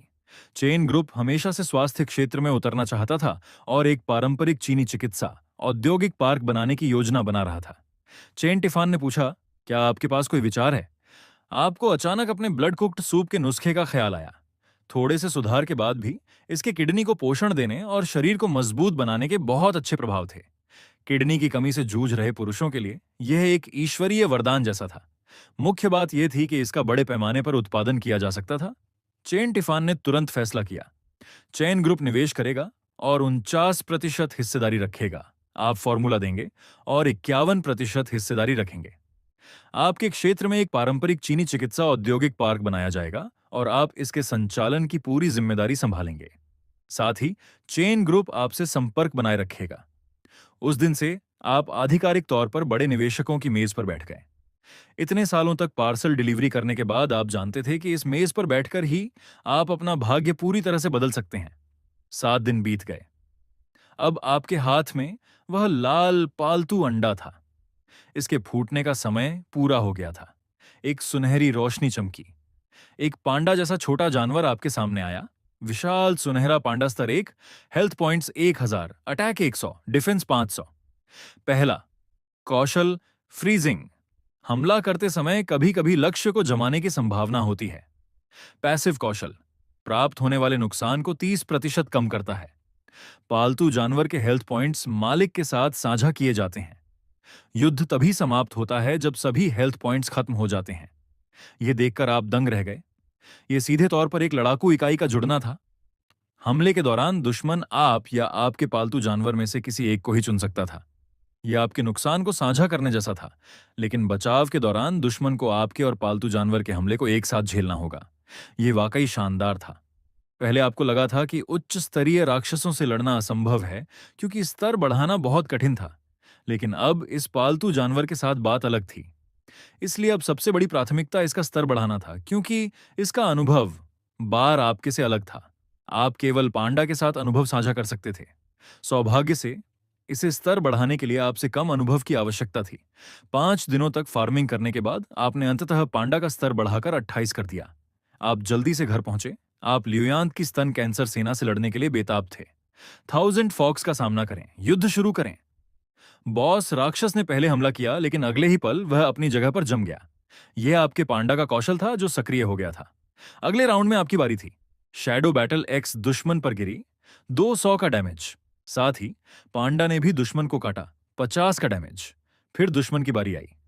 इस बार उसने पांडा को निशाना बनाया, 300 का डैमेज। चूंकि पांडा एक मजबूत रक्षक प्रकार का था, उसने वार अच्छी तरह झेल लिया। इस तरह सैकड़ों राउंड बीत गए और आपने जीत हासिल की। 1000 फॉक्स सेनापति के खात्मे के बाद तुरंत एक नया बीमारी राक्षस प्रकट हुआ। स्तन कैंसर सेना का 10,000 का सेनापति, स्तर 50 का बॉस राक्षस। लड़ा जा सकता है। युद्ध में जीत से जीवन काल 5 साल बढ़ सकता है। यह बॉस स्तर से भी ऊंचा सेनापति स्तर था। पता नहीं इसकी युद्ध शक्ति कितनी बड़ी होगी। इस बार 1000 फॉक्स सेनापति ने एक नया कौशल छोड़ा, फुर्तीले हाथ। इसे केवल बीमारी के राक्षसों पर इस्तेमाल किया जा सकता है। बिना युद्ध शुरू किए ही राक्षस से वस्तुएं प्राप्त करने की संभावना होती है। इसका दोबारा उपयोग करने का समय 7 दिन है। तुरंत आपके मन में शेन्युए पर मौजूद स्तर 100 के महिला राक्षस और अपने कौशल फुर्तीले हाथ का ख्याल आया। वास्तव में आप बिना युद्ध शुरू किए ही बीमारी के राक्षस द्वारा छोड़ी गई वस्तुएं प्राप्त कर सकते थे। आप तुरंत पारंपरिक चीनी चिकित्सा औद्योगिक पार्क के कार्यालय पहुंचे। शेन्युए वहां एक कुर्सी पर बैठी थी। उसे विनम्रता से नमस्ते करने के बाद आपने तुरंत फुर्तीले हाथ कौशल का उपयोग किया। अच्छी बात यह रही कि पहली ही बार में आपको कुछ मिल गया। आपने उसे खोला और देखा तो उसमें सूखे केले थे। क्या बकवास है! यह सब क्या है? एक महिला राक्षस के पास केले कैसे हो सकते हैं? आपने एक अवसर बर्बाद कर दिया। अब मजबूरन आपको दोबारा प्रयास करने के लिए 7 दिन और इंतजार करना होगा। 7 दिन बाद झुकियोक्सियाओ ने आपको फोन किया। वह हिचकिचाते हुए बात कर रही थी, जैसे कुछ छिपा रही हो। पता चला कि उसे बवासीर की समस्या हो गई है। उसे बहुत दर्द हो रहा था, लेकिन वह अस्पताल नहीं जाना चाहती थी। आपने मदद करना स्वीकार किया और अपनी कार से उसके घर पहुंचे। ध्यान से देखने पर वहां एक परिचित आकृति दिखाई दी। बवासीर का राक्षस। स्तर 15 का साधारण राक्षस। स्थानीय मालिश के बाद युद्ध संभव है। इस बार शर्मिंदा होने की आपकी बारी थी। आपको हिचकिचाते देख झुकियाओक्सियाओ ने अपना सिर झुका लिया और लाल चेहरे के साथ पूछा कि क्या इसका इलाज करना मुश्किल है? क्या पहले जांच करनी होगी? आपने कहा कि इलाज संभव है, लेकिन मालिश के जरिए रक्त संचार को सक्रिय करना होगा। यह सुनकर कि सर्जरी की जरूरत नहीं है, झुकियाओक्सियाओ खुशी से पागल हो गई। वह रोमांचित थी। जब तक मालिश से इलाज हो सकता है, मालिश का कोई भी तरीका उसे मंजूर था। फिर वह आपको अपने कमरे में ले गई और एक भीषण युद्ध के बाद बव्वासीर का राक्षस पूरी तरह से हार गया। झुकियाओक्सियाओ को तुरंत बहुत बेहतर महसूस हुआ। आपको देखने का उसका नजरिया अब बदल चुका था। अचानक, जैसे उसने कोई फैसला कर लिया हो, वह आगे बढ़ी और आपके हाथ थाम लिए। वह बोली कि वह आपसे लंबे समय से प्यार करती है। उसे पता है कि आपकी एक गर्लफ्रेंड है, लेकिन वह आपकी प्रेमिका बनकर रहना चाहती है। यह सुनकर आपने मजबूती से इनकार कर दिया। लेकिन आपने यह उम्मीद नहीं की थी कि झुकियाओक्सियाओ कोई हंगामा नहीं करेगी। उसने कहा कि ठीक है, इस मामले में हम भविष्य में दोस्त बनकर रहेंगे। तुम्हारा क्या ख्याल है? आपने सहमति दे दी, लेकिन अगले ही पल आपका फोन बजा। यह लू रुयांत का फोन था। बातचीत सुनने के बाद आप और भी गुस्से में आ गए। बातचीत से आपको पता चला कि लू रुयांत के घर एक बिन बुलाया मेहमान आया था। वह वांग डालोन था, जिसके साथ उसके बड़ों ने कुछ साल पहले शादी का मौखिक समझौता किया था। शुरू में जब वांग डालोन को पता चला कि लू रोयांत को एक लाइलाज बीमारी है, तो उसने सगाई तोड़ने के लिए बहुत हंगामा किया था। लेकिन उसके परिवार के बड़ों ने उसे यह कहकर रोक दिया था कि यदि व्यक्ति मर जाता है तो शादी अपने आप रद्द हो जाएगी। लेकिन अब यह जानकर कि उसका स्तन कैंसर ठीक हो गया है, वह इस शादी की बात दोहराने के लिए रेंगते हुए वापस आ गया है। यह सुनने के बाद आप तुरंत कार से झिंगसू निवास के लिए निकल पड़े के उस राक्षस के टुकड़े टुकड़े करने की इच्छा लिए। घर पहुंचते ही आपने देखा कि उस आदमी का शरीर बीमारी के राक्षसों से ढका हुआ है। उनमें से एक राक्षस ने आपका ध्यान विशेष रूप से खींचा। नकली कुनकुन राक्षस। यह स्तर 100 का एक विशेष बीमारी राक्षस है, जो युद्ध का संभावित प्रतिद्वंद्वी है। क्या इसे अभी भी एक आदमी माना जा सकता है? क्या देख रहा है? वांग डालो ने आपको घूरते देख चिल्लाया। मैं अपनी पत्नी को लेने आया हूं, यह बिल्कुल सामान्य है। यह कहते हुए उसने आपकी ओर एक बैंक कार्ड बढ़ाया। जितना समय तुमने इसके साथ बिताया, उसके लिए मैं तुम्हें मुआवजा दूंगा। इसमें 50 लाख हैं। इसे ब्रेकअप फीस समझो, इसे लो और यहां से दफा हो जाओ। आपने पहले ही लुरुयांत से इस वांग डालोन के बारे में सुना था। वांग डालोन एम्पिंग काउंटी का एक कुख्यात गुंडा है। अपने परिवार के बड्ढियाओं के दम पर वह स्थानीय अधिकारियों से मिलकर लोगों पर बेतहाशा जुल्म करता है। कहा जा सकता है कि जब से वांग डालोन बद्दा हुआ है, एम्पिंग काउंटी में शांति का एक दिन भी नहीं बीता। कुछ ग्रामीण, जो अब और जुल्म नहीं सह सकते थे, शिकायत करने अदालत गए। लेकिन अधिकारियों और व्यापारियों की मिली भगत से वे लोग वांग परिवार के पालतू बन चुके थे। यहां तक कि पीड़ित का वकील भी उन्हीं की तरफ था। नतीजा वही हुआ जिसकी उम्मीद थी।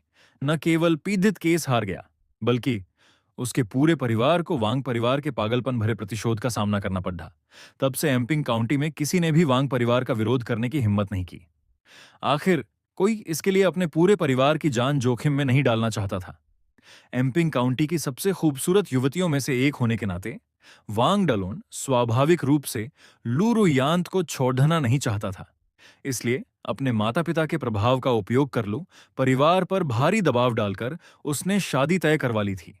लेकिन बाद में यह जानकर कि लू रुयांत को एक लाइलाज बीमारी है, उसने तुरंत सगाई तोड़ने की मांग की। उस समय वांग के माता पिता की कंपनी शेयर बाजार में लिस्ट होने वाली थी, इसलिए वे कोई विवाद नहीं चाहते थे। अब जैसे ही उसे पता चला कि वह ठीक हो गई है, वह उसे छीनने के लिए उतावला हो उठा। खड्डा खदा क्या देख रहा है? अपने पैसे लेकर यहां से निकल। आपको शांत खदा देख वांग डालोन और भी भद्दाक गया। ये सुनकर आप सोचने लगे कि इस कचरे को कैसे सजा दी जाए। हालांकि आप उसे सीधे खत्म करके अपने बैकपैक में डाल सकते थे, जिससे शरीर और सबूत दोनों गायब हो जाते, लेकिन यह उसके लिए बहुत आसान मौत होती। अचानक आपके दिमाग में एक विचार आया, मेरे पास एक समाधान है। आपने तुरंत वांग डालोन के नकली अंग वाले राक्षस के खिलाफ युद्ध शुरू कर दिया। हालांकि दुश्मन का स्तर 100 था, लेकिन आप बिल्कुल नहीं डरे, क्योंकि आप जानते थे कि इस तरह की उच्च स्तरीय विशेष बीमारियां अक्सर केवल नाम की होती हैं, जैसे कि वे खुशी और भाग्य वाले राक्षस जिनसे आप पहले मिले थे। बिना किसी आश्चर्य के नकली कुनकुन राक्षस आसानी से हार गया और सब कुछ वैसा ही हुआ जैसा आपने सोचा था। वांग डालोन आपके सामने पीला पडीडी डियच गया, अपने अंगों को पकड़ डांच कर दर्द से कराहने लगा और फर्श पर गिरकर कांपने लगा। आह, क्या हो रहा है? मुझे लग रहा है जैसे मैंने सब कुछ खो दिया है। लू रुयांत ने यह देखकर अपना मुंह ढक लिया। भाई फान, आपने क्या किया? यह सुनकर आपने तुरंत अनजान बनते हुए कहा, मुझे कैसे पता होगा? मैं कोई चमत्कारी डॉक्टर नहीं हूं। लक्ष्य पूरा होते देख आपने तुरंत 112 पर फोन किया। आप नहीं चाहते थे कि यह जानवर इतनी आसानी से मर जाए। इस तरह वांग डालुन के हमले का सामना करते हुए आपने बिना एक शब्द बोले इस संकट को टाल दिया। लेकिन क्या चीजें इतनी सरल हो सकती थीं? अगली सुबह वांग डालुन अस्पताल के बिस्तर पर अधमरा पड़ ढाका था। निश्चित रूप से इस कहानी में कोई समस्या है। वह अंग जिसके लिए मैंने 20 लाख दिए थे, वह ऐसे कैसे गायब हो सकता है? तुरंत बाद उसने वांग डेफा को फोन किया। पापा, मैंने सब कुछ खो दिया है। वांग डेफा सुनकर अवाक रह गया। तू क्या बकवास कर रहा है? पापा, यह सच है। मेरा 20 लाख का वह अंग गायब हो गया है। यह देखकर कि वांग डालोन बहुत गंभीर था, वह तुरंत जानशेंग के पहले अस्पताल पहुंचा। आखिर वह उसका इकलौता बेटा था और उसे अपना वंश आगे बढ़ने की उम्मीद थी। मामले को समझने के बाद वांग डेफा को कुछ अजीब लगा। पहले दिग्गज व्यवसायी चेन टिफान को एक लाइलाज बीमारी हुई थी, लेकिन अंत में एक रहस्यमयी डॉक्टर ने उन्हें जीवन दान दिया। अब लू रोयांत का स्तन कैंसर भी सफलतापूर्वक ठीक हो गया। इसके अलावा इस हूफान नाम के व्यक्ति से मिलने के बाद उसके बेटे का अंग भी रहस्यमयी ढंग से गायब हो गया। वांग डेफा की खुशी का ठिकाना नहीं रहा, क्योंकि कुछ समय पहले ही उसे लीवर कैंसर हुआ था, और वह भी अंतिम चरण में। लेकिन शेयर बाजार में लिस्टेड अपनी कंपनी को चलाने के लिए उसने यह बीमारी अपने करीबियों तक को नहीं बताई थी।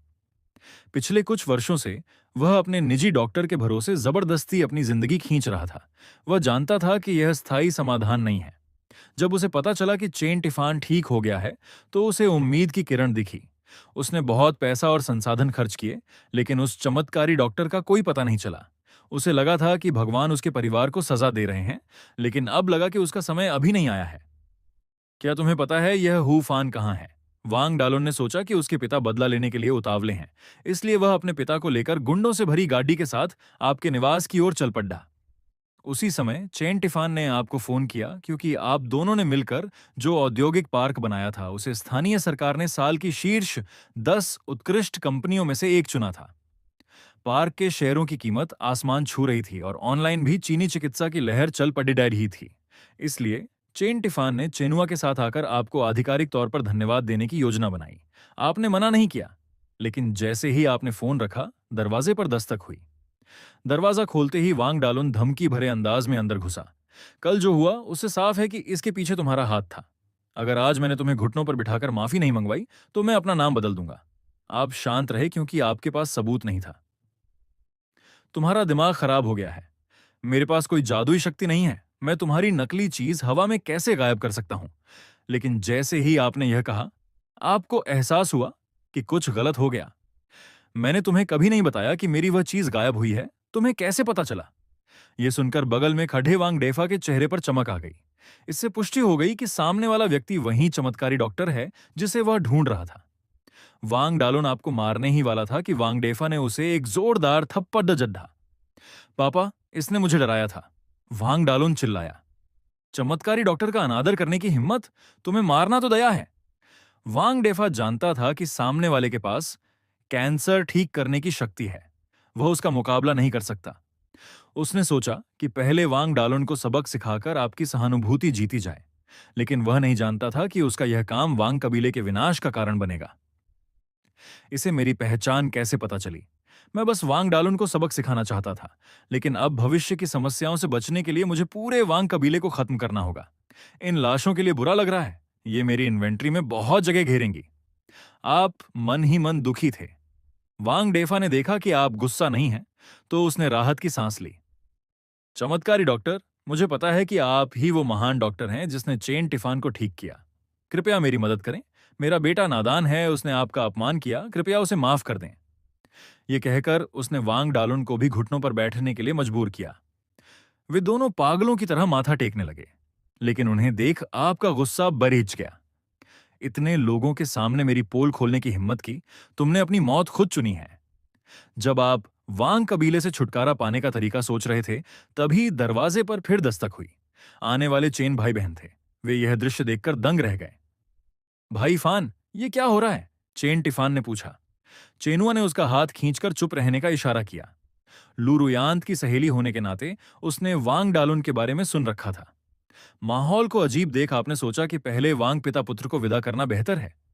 आज की घटना को मैं अनदेखा कर सकता हूं, लेकिन आपकी बात बीच में ही काटकर वांग डेफा फिर बोल पढ़ा। चमत्कारी डॉक्टर, कृपया मुझे बचा लीजिए। मुझे अंतिम चरण का लीवर कैंसर है। मुझे पता है आपने हाल ही में सीओ चेन को ठीक किया है। ये कहते हुए उसने बगल में खड़े चेन टिफान की ओर इशारा किया। चेन टिफान का चेहरा भी काला पड़ियच गया। उसने वादा किया था कि वह राज रखेगा, और अब किसी ने उसकी पोल खोल दी थी। आपने मन ही मन तय कर लिया कि वांग कबीले को जिंदा नहीं छोड़ देना है, वरना वांग डेफा की मूर्खता देर सवेर आपको नुकसान पहुंचाएगी। वांग डालोन भी हैरान था कि उसके पिता को लीवर कैंसर है। चेन टिफान समझ गया कि ये दोनों अपनी मौत को दावत दे रहे हैं। आपने स्थिति को संभालने के लिए कहा, हंगामा न करें, पहले एक्यूपंक्चर करना होगा, मेरे साथ अंदर आएं। एक्यूपंक्चर के बाद आपने वांग डेफा के लीवर कैंसर सेना के अग्रदूत के खिलाफ युद्ध शुरू किया। दुश्मन 2 राउंड भी नहीं टिक पाया और अनुभव में बदल गया। युद्ध खत्म होते ही वांग डेफा को शरीर में एक गर्मी महसूस हुई। सिर्फ 2 मिनट में असर, ये तो वाकई डरावना है। लेकिन केवल आप जानते थे कि आपने सिर्फ एक जासूस को खत्म किया है, पीछे राक्षसों की लंबी कतार है। मैंने बस अस्थायी रूप से दर्द कम किया है। पूरी तरह ठीक होने के लिए बहुत उपचार चाहिए। याद रहे, आज की बात किसी को न बताएं, वरना परिणाम भुगतने होंगे। वांग डेफा ने बार बार सिर हिलाया। उनके जाने के बाद आप चेन टिफान के पास आए। चेनुआ ने आगे बढ़कर कहा, भाई फान, वह व्यक्ति वांग डालोन था, आपको उन्हें नहीं बचाना चाहिए था। चेन टिफान को लगा कि वही एक बेवकूफ है जिसे पूरी बात नहीं पता। फिर चेनुआ ने वांग कबीले के सभी बुरे कामों का विस्तार से वर्णन किया। यह सुनकर चेन टिफान गुस्से से भर गया और उसे एहसास हुआ कि यह आपके सामने नंबर बनाने का अच्छा मौका है। उसने कहा, भाई फान, क्या मुझे अपने संबंधों का उपयोग करके उन्हें खत्म करने में आपकी मदद करनी चाहिए?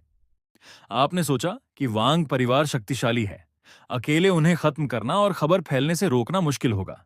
आपने पूछा, कानूनी तरीके से या गुप्त तरीके से? मैं चाहता हूं कि पूरा वांग परिवार खत्म हो जाए। चेन टिफान सोच में पड़ीडीएच गया।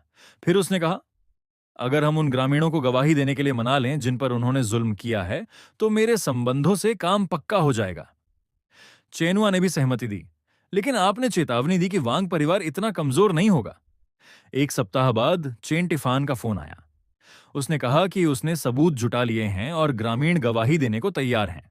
उसने बहुत से पत्रकारों को भी बुलाया था, लेकिन आज जब अदालत बैठने वाली थी, तो सभी ग्रामीणों ने गवाही देने से मना कर दिया। उन्होंने कहा कि वे चेन टिफान को नहीं जानते और वांग परिवार तो उनका भला करने वाला है। एक छोटी बच्ची ने यहां तक कह दिया कि वांग परिवार ने स्कूल और अस्पताल बनवाए हैं। यह साफ था कि उस बच्ची को डरा धमकाकर झूठ बुलवाया गया था। यह जानकर आप आग बबूला हो गए। वांग परिवार ने एक छोटी बच्ची से झूठी गवाही दिलवाई थी। अब आपको उस वांग मां से मिलना ही होगा जो इन सब चालों के पीछे थी।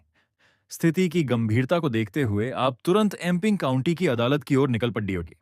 इस बीच वांग डेफा का इलाज न होने के कारण उसकी हालत बिगड़ने लगी थी। स्तर 20 का लीवर कैंसर सेना का वह सेनापति अब बढ़कर भयानक रूप ले चुका था। उस समय शेन त्यानाफान को पत्रकारों ने पहले ही घेर लिया था। मिस्टर शेन, क्या आपने पहले नहीं कहा था कि वांग परिवार एक बड़ा अधर्मी और कानूनहीन अपराधी है? लेकिन अब ऐसा लग रहा है कि चीजें वैसी नहीं हो रही हैं जैसा आपने कहा था। पत्रकार बस लहर का फायदा उठाना चाहते थे। फिर एक महिला पत्रकार आगे बढ़ी।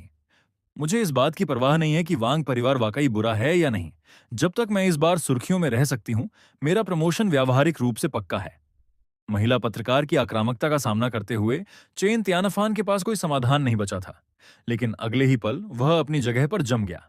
ये क्या हो रहा है? ऐसा लग रहा था कि ये पत्रकार आपस में सहमत हो गए थे। एक पल में वे चेन त्यानफान के सामने से गायब हो गए।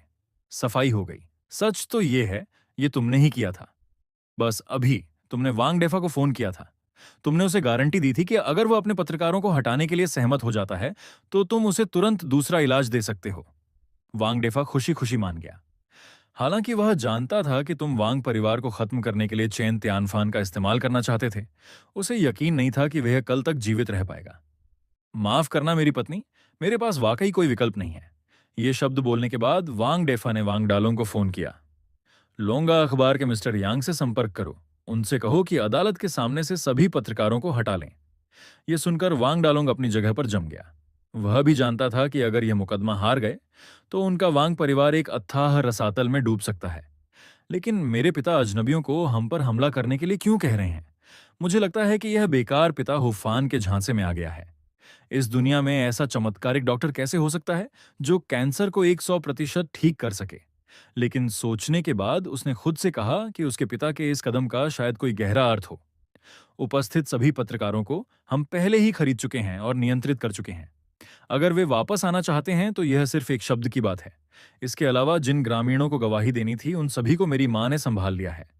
इस मुकदमे में चेन त्यानफान के जीतने की कोई संभावना नहीं है। तो इस बार वैसा ही करते हैं जैसा वह चाहता है। तुरंत बाद वांग डालोंग ने अखबार के मिस्टर यांग को घटनास्थल से पत्रकारों को हटाने का आदेश दिया। बाद में तुम भी वादे के मुताबिक कार से वांगडेफा के निजी क्लिनिक पहुंच गए। अंदर घुसते ही तुमने वांगडेफा को देखा जो लेवल 30 का एक म्यूटेंट राक्षस बन चुका था। ओ मेरे भगवान, ये क्या बला है? ये पहली बार था जब तुमने एक म्यूटेंट राक्षस देखा था और तुम पूरी तरह से दंग रह गए थे। तभी एक नोटिफिकेशन गूंजा। लेवल 30 का म्यूटेंट राक्षस सेंचुरियन गन और सेना से म्यूटेट हुआ है। युद्ध में प्रवेश करने पर आप उसके डोमेन में आ जाएंगे। इससे आपकी और उस उच्च स्तरीय म्यूटेंट राक्षस की सभी सांख्यिकी भी थोड़ी बढ़ जाएगी। युद्ध के दौरान भ्रम की स्थिति में आने की संभावना है। भ्रम की स्थिति, आपके और आपके पालतू जानवरों के हमले किसी भी समय आप पर ही लग सकते हैं। अपने सामने सिस्टम का विवरण देखते हुए तुम्हें थोड़ी झिझक हुई। म्यूटेंट राक्षस की ताकत कितनी है तुम्हें इसका बिल्कुल अंदाजा नहीं है। इसके अलावा क्या वांग डेफा जैसे किसी व्यक्ति के लिए जोखिम उठाना वाकई सार्थक है? यह देखते हुए कि तुम कुछ नहीं कह रहे थे, वांग डेफा को अपना अंत समझ में आ गया। लगता है कि मैं वाकई नहीं बच सकता। आपकी स्थिति अब गंभीर रूप से खराब हो गई है। फिलहाल मुझे भी पूरा यकीन नहीं है। अगर यह इलाज विफल रहा तो आप अत्यधिक पीड़ा की स्थिति में मर सकते हैं। यदि आप इलाज नहीं कराते हैं तो आपके पास लगभग 1 सप्ताह बचा है। यह सुनकर वांग डेफा ने पूरी तरह से अपनी नियति को स्वीकार कर लिया। फिर जीवन शक्ति के एक उछाल की तरह उसने तुम्हें अपना जीवन बताना शुरू किया। 22 साल की उम्र में उसने किम्बे विश्वविद्यालय से सफलतापूर्वक स्नातक की उपाधि प्राप्त की और उसी वर्ष समाज में प्रवेश किया। उसने सोचा था कि अपनी उच्च शिक्षा के साथ वह समाज में सफल हो पाएगा, लेकिन वास्तविकता ने उसे एक तमाचा जड़ दिया। उस दिन वह लॉन्ग टेक्नोलॉजी के साक्षात्कार के लिए बड़ी महत्वाकांक्षाओं के साथ आया था। लॉन्ग टेक्नोलॉजी उस समय उद्योग में काफी प्रसिद्ध थी। आवेदन करने आए स्नातकों की संख्या अनगिनत थी, लेकिन इसके बावजूद वांग डेफा अभी भी आश्वस्त था। आखिरकार वह जानता था कि उसके जैसे 18वें दर्जे के छोटे शहर के व्यक्ति के लिए अपना भाग्य बदलने के अवसर दुर्लभ थे और यह उनमें से एक था। लेकिन वांग डेफा ने जो नहीं सोचा था वह यह था कि साक्षात्कार बीच में ही रुक गया। वांग डेफा को तुरंत कंपनी द्वारा काम पर रख लिया गया। उस समय वह अपनी जगह पर जम गया। परीक्षक, क्या मुझे वाकई काम पर रख लिया गया है? उत्तेजित मत हो, यह सच है नौजवान। कल सुबह 8 बजे समय पर आना मत भूलना। मैं सफल हो गया, लेकिन उस समय वांग डेफा जो जीवन की शुरुआत कर रहा था उसे इस बात का अंदाजा नहीं था कि एक अंतहीन नरक उसका इंतजार कर रहा है। अगले दिन वांग डेफा काम पर पहुंचा, लेकिन उसने देखा कि आज उसके विभाग में कोई नहीं था। हैरान होकर उसने समय देखा। यह सही है, यह काम का दिन है। परीक्षक ने कल कहा था कि आज काम पर आना है, लेकिन उसके बोलने से पहले ही पूरी तरह से सुसज्जित कानून प्रवर्तन अधिकारियों के एक समूह ने उसे घेर लिया। एक नए स्नातक छात्र ने ऐसा दृश्य कभी नहीं देखा था। वह तुरंत डर गया और कांपने लगा। हे भगवान, क्या हो रहा है? नीचे झुक जाओ, हाथ सिर पर रखो, हिलो मत। इसके बाद वांग डेफा को कंपनी के रहस्य चुराने के जुर्म में 3 साल की जेल की सजा सुनाई गई। बाद में उसे पता चला कि कंपनी के अधिकारियों ने भारी मुनाफे के लिए उनके सोर्स कोड चुराए थे और उन्हें प्रतिस्पर्धियों को सौंप दिया था। लेकिन जब मालिक को यह पता चला तो वह बिल्कुल कुछ नहीं कर सका, क्योंकि वह व्यक्ति मालिक का साला था। मालिक के साथ इस रिश्ते के कारण साला नियमित रूप से अपने सहकर्मियों के साथ दुर्व्यवहार करता था और अपने पद का उपयोग अपने अधीनस्थों से रिश्वत लेने के लिए करता था। मालिक ने हमेशा उसकी हरकतों पर आंखें मूंद ली थीं, लेकिन अब सोर्स कोड की चोरी उसकी सहन शक्ति से कहीं बाहर थी। उसे खुद जेल जाने का खतरा था। गुस्से के अलावा वह अपने साले की मदद करने का रास्ता भी तलाश रहा था। सौभाग्य से कंपनी में किसी को पता नहीं चला था कि कोड चोरी हो गया है। शायद वह भर्ती साक्षात्कार का उपयोग करके एक साजिश रच सकता था। इस तरह वांग डेफा एक दुर्भाग्यपूर्ण बलि का बकरा बन गया। 3 साल जेल में रहने के बाद वांग डेफा अंततः समाज के विश्वासघात को समझ गया। उसने उन लोगों को 100 गुना भुगतान करने की कसम खाई जिन्होंने उसके साथ दुर्व्यवहार किया था। उसी समय उसकी मुलाकात लॉन्ग टेक्नोलॉजी के पूर्व वित्तीय प्रबंधक से भी हुई। उसे अपने मालिक को खातों में हेराफेरी करने में मदद करने के लिए 1 साल की जेल की सजा सुनाई गई थी और वह व्यक्ति भविष्य की मुआनांग क्विलियान थी। इसके बाद अपनी असाधारण व्यावसायिकता के स्तर के कारण वे उद्योग में फले फूले और सफलतापूर्वक लॉन्ग टेक्नोलॉजी का अधिग्रहण किया, जिससे पुराने मालिक को भी वह कीमत चुकानी पड़ी जिसका वह हकदार था।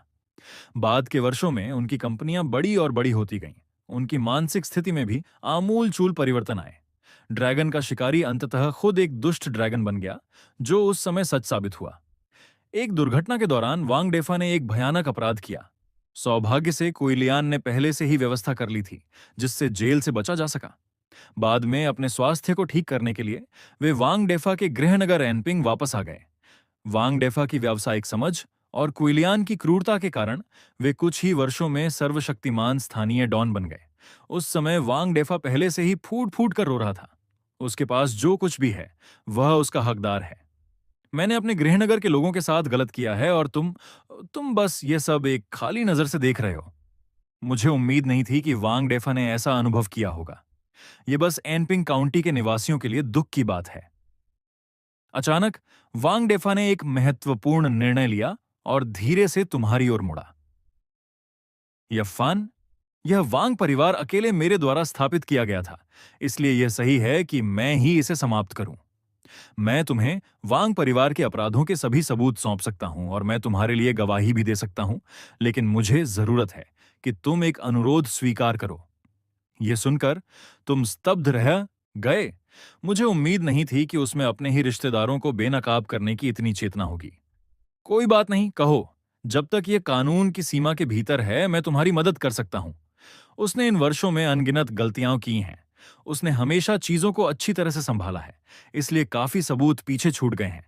इसलिए शायद उसे बहुत लंबी सजा ना हो। मैं चाहता हूं कि तुम उस पर पैनी नजर रखो। मैं बिल्कुल चाहता हूं कि वांग परिवार, तुम शवों की तलाशी लो। मेरा वांग परिवार वंश का एक आखिरी अंश बचाए रखे। यह सुनकर दिव्य डॉक्टर, तुम थोड़ा असहाय महसूस करते हो, लेकिन स्थिति की भलाई के लिए तुमने फिर भी स्वीकार कर लिया। मैं स्वीकार कर सकता हूं, लेकिन अगर यह उसकी अपनी गलती है तो मैं कुछ नहीं कर सकता। उसके बाद तुम वांग डेफा के साथ अदालत तक गए। कुइलियान ने वांग डेफा को आते देखा और उसके चेहरे पर खुशी छलक पड़ी। मुझे उम्मीद नहीं थी कि यह बूढ़ा आदमी, जो शायद ही कभी दिखाई देता है, उसके पास निश्चित रूप से कोई कारण होगा। वह वास्तव में यह कर सकता है। लेकिन सुनवाई शुरू होने के क्षण में ही उसे समझ आया कि वांग डेफा उन्हें बचाने के लिए वहां नहीं था। बिना किसी आश्चर्य के अनगिनत अकाटे सबूतों और वांग डेफा के विश्वासघात के कारण पूरा वांग परिवार तबाह हो गया। एनपिंग काउंटी ने अपनी पुरानी शांति वापस पा ली और तुमने और लियू रुयान ने शांतिपूर्ण और बेफिक्र दिन बिताए। इस अवधि के दौरान राक्षसों से लड़ते हुए तुम लेवल 40 पर पहुंच गए। उसी समय एक राक्षस के खिलाफ लड़ाई के दौरान तुम्हें प्राचीन स्थान के बारे में जानकारी मिली। किंवदंती के अनुसार प्राचीन स्थान प्राचीन देवताओं द्वारा अपनी साधना के दौरान छोड़े गए अवशेष हैं। साधना के लिए वहां प्रवेश करने से स्तर तेजी से बढ़ सकता है। साथ ही अधिक दिव्य रहस्य प्राप्त करने की संभावना होती है। यह देखकर तुम थोड़े हैरान हुए। इससे पहले तुम्हें एक दिव्य रहस्य प्राप्त करने का सौभाग्य मिला था। पाठ में उल्लेख किया गया था कि गिरावट के कारण होने वाली अजीब घटनाओं का सामना करने के लिए 4 पवित्र जानवरों के अवशेषों को इकट्ठा करके उनके डोमेन द्वारा लाए गए नकारात्मक प्रभावों को समाप्त किया जा सकता है। 4 पवित्र जानवर क्या हैं और उनके अवशेष कैसे प्राप्त करें। अगर वांग डेफा की लेवल 30 की लिवर कैंसर सेना के पास डोमेन नहीं होता, तो मैं निश्चित रूप से उसे हराने में सक्षम होता। इसे भूल जाओ। शायद यही नियति है। ये सोचकर तुम्हें थोड़ा अफसोस हुआ, लेकिन इसके बाद जो हुआ, उसने तुम्हें पवित्र जानवरों के अवशेषों की तलाश में यात्रा करने के लिए मजबूर कर दिया। उस दिन तुम हमेशा की तरह राक्षसों से लड़ने और लेवल बढ़ाने के लिए अस्पताल गए थे, लेकिन अस्पताल पहुंचते ही फोन की घंटी बजी। भाई फैन, तुम अभी कहाँ हो? जल्दी वापस आओ। लियू रोयान। वह अचानक बेहोश हो गई। ये चेन यू थी, जो लियू रोयान की सबसे अच्छी दोस्त है। ये जानने के बाद तुम तेजी से कार चलाकर जिंक्सू निवास वापस आ गए। क्या हुआ? जब मैं आज बाहर गया था तब वह बिल्कुल ठीक थी, चेन यू ने समझाया। मुझे भी नहीं पता। आज हम दोनों ने खाना पकाने का अभ्यास करने का सोचा था। मैं तुम्हारे लिए एक दावत तैयार करने वाली थी, लेकिन जैसे ही आग जलाने की तैयारी हुई, वह जमीन पर गिर गई, बेहोश। बिना किसी हिचकिचाहट के तुमने तुरंत लियू रोयान की बीमारी की जांच की। उत्परिवर्ती स्तन कैंसर अजीब है। देश को दबाने वाला सर्वोच्च सेनापति, लेवल 70 का बॉस राक्षस। उत्परिवर्ती राक्षस बॉस को हराने से लियू रोयान का जीवन 10 साल बढ़ सकता है। यह देखकर तुमने तुरंत आत्मविश्वास खो दिया। आखिर तुम अभी केवल लेवल 45 पर हो। लेवल 70 के बॉस राक्षस का सामना करना स्वर्ग पर चढ़ने जितना ही कठिन है, और यह एक उत्परिवर्ती राक्षस है जो अपने खुद के डोमेन के साथ आता है। अचानक तुम्हें प्राचीन दिव्य अफवाह याद आई। सही बात है। क्या यह नहीं कहा गया था कि यदि कोई पवित्र जानवर का अवशेष मिल जाए तो उत्परिवर्ती राक्षसों के कारण होने वाले नकारात्मक प्रभावों को समाप्त किया जा सकता है? तुम्हें तुरंत उम्मीद मिल गई, लेकिन फिर तुम पसीने पसीने हो गए। लेकिन मैं अभी केवल लेवल 45 पर हूं। मैं लेवल 70 के बॉस राक्षस को कैसे हरा सकता हूं? कोई बात नहीं, एक एक कदम उठाते हैं। जब तक उम्मीद की किरण है, मैं हार नहीं मानूंगा। इसके बाद तुमने लियू रोयान पर स्वर्ण सुई एक्यूपंक्चर तकनीक का उपयोग किया, ताकि उसका जीवन एक दिन बढ़ सके। कौशल के प्रभाव में लियू रोयान जाग गई। तुरंत बाद तुम काढ़े और रक्त का सूप उबालने के लिए फार्मेसी गए। इसे लेने के बाद लियू रोयान की स्थिति में काफी सुधार हुआ। चेन यू चिल्लाई, वाह भाई फैन, तुम सच में एक चमत्कारिक डॉक्टर हो। वह इतनी जल्दी जाग गई। लेकिन केवल तुम जानते थे कि यह दीर्घकालिक समाधान नहीं है। इसके बाद तुमने शेन यू को लिविंग रूम में बुलाया। मुझे कुछ दिनों के लिए बाहर जाना होगा। तुम्हें मेरे लिए लियू रोयान का ख्याल रखना होगा। अगर उसे कुछ होता है तो तुम्हें तुरंत मुझे सूचित करना होगा। ठीक है, चिंता मत करो। हालांकि शेन यू को तुम्हारा तरीका समझ नहीं आया, फिर भी वह मान गई। जैसे ही तुम बाहर निकलने वाले थे, तुम्हारी नजर फिर से शेन यू के बगल में एक 100 शरीर वाले महिला भक्षी राक्षस पर पड़ी। ओह हाँ, वैसे इतना समय बीत जाने के बाद एजाइल थेफ्ट, चोरी, पहले ही रीसेट हो जाना चाहिए। तुरंत बाद तुमने पत्थर की महिला राक्षस पर कौशल का इस्तेमाल किया। एजाइल थेफ्ट खोलते ही एक चकाचौंध भरी सुनहरी रोशनी निकली। बधाई हो, आपको दिव्य कौशल प्राप्त हुआ है, निर्वाण पुनर्जन्म। निर्वाण पुनर्जन्म, प्राचीन पवित्र जानवर सुजाकू का एक अवशेष। 4 पवित्र जानवरों के अवशेषों के साथ मिलकर यह हताश स्थिति में सड़न को दिव्य हथियार में बदल सकता है। यह स्थिति को उलट भी सकता है। कौशल परिचय युद्ध की शुरुआत में एक निष्क्रिय कौशल के रूप में प्रभावी होता है। जब स्वास्थ्य अंक 0 हो जाते हैं तो तुरंत सभी स्वास्थ्य अंकों के साथ पुनर्जीवित हो सकता है और सभी स्थितियों को बहाल कर सकता है। प्रत्येक युद्ध में केवल एक बार काम करता है। युद्ध के बाहर पेट्रिफिकेशन, पत्थर बनाना, एक सक्रिय कौशल है जिसे केवल अंतिम चरण के रोगियों पर इस्तेमाल किया जा सकता है। यह जीवन को जबरदस्ती 15 दिन बढ़ाता है और 30 जीवन शक्ति अंक बहाल करता है। नोट, अपनी स्वयं की जीवन अवधि खर्च करके जीवन विस्तार प्रभाव में सुधार किया जा सकता है। धिक्कार है, क्या यह जीवन को एक दिन बढ़ाने का प्रोमैक्स संस्करण नहीं है? और 4 पवित्र जानवरों के अवशेष यहां महिला भक्षी राक्षस के पास क्यों दिखाई दे रहे हैं? मुझे इतनी आसानी से एक कैसे मिल गया? इस समय सोचने के लिए ज्यादा समय नहीं था। तुरंत बाद तुम कमरे की ओर भागे। तुमने लियू रोयान पर कौशल का इस्तेमाल किया, निर्वाण पुनर्जन्म। तुरंत एक अग्नि उसकी ओर बढ़ी। उसके तुरंत बाद एक ही पल में उसके शरीर से अनगिनत जीवन शक्ति फूट पड़ी। लियू रोयान को लगा जैसे उसका पुनर्जन्म हुआ हो। क्या हो रहा है? मुझे इतना हल्का क्यों महसूस हो रहा है? तुमने बिना ज्यादा स्पष्टीकरण के लियू रोयान की ओर देखा।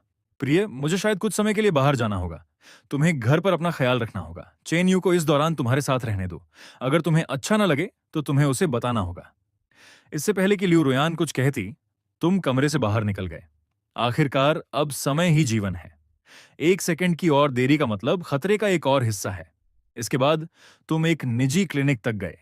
यह चैन यू का अच्छा दोस्त अन्यांग चलाता है। यहीं से तुम्हें प्राचीन खंडहरों के बारे में जानकारी मिली थी, इसलिए तुमने यहां अपनी किस्मत आजमाने का फैसला किया। ओह, क्या अप्रत्याशित यात्रा है। नमस्ते फैन, बहुत समय हो गया। भाई अन्यांग को तुम्हारे आने का पता चला और वह तुम्हारा गर्मजोशी से स्वागत करने के लिए आगे बढ़ा। फिर तुमने कुछ दिनों के लिए उसके यहां रुकने के लिए अध्ययन करने का बहाना बनाया। उसे इसमें कोई आपत्ति नहीं थी, इसलिए उसने तुम्हें रुकने दिया।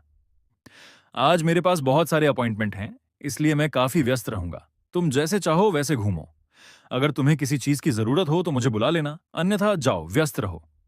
अगर मुझे कुछ समझ नहीं आया तो जब तुम खाली होगे तब मैं तुमसे पूछूंगा। ठीक है। ये कहने के बाद उसने मरीजों को देखना शुरू कर दिया और तुम पास में ही रहे। शांति से प्रत्येक व्यक्ति पर बीमारी के राक्षसों को देखते हुए तुमने सोचा कि भाग्य की देवी हमेशा तुम्हारी तरफ होगी, लेकिन लगातार 5 दिनों तक स्कैन करने के बाद तुम्हें कोई विशेष बीमारी का राक्षस नहीं मिला। अंत में छठे दिन तुमने कहीं और अपनी किस्मत आजमाने का फैसला किया। अन्यांग, अलविदा। विदा लेने के बाद तुम क्लिनिक छोड़ने के लिए मुड़े, लेकिन उसी समय भीड़ में एक चकाचौंध भरी रोशनी ने तुम्हारा ध्यान खींचा। करीब से देखने पर भाग्य का राक्षस, विशेष बीमारी का राक्षस, अज्ञात स्तर।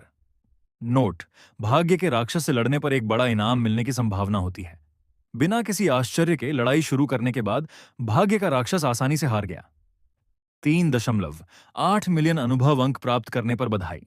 लेवल बढ़कर 51 हो गया। फॉर्मेशन सिस्टम का 5 एलिमेंट्स ग्रेट फॉर्मेशन प्राप्त करने पर बधाई। युद्ध के दौरान सभी मित्र इकाइयों के बीच नुकसान साझा करना स्वचालित रूप से शुरू होता है।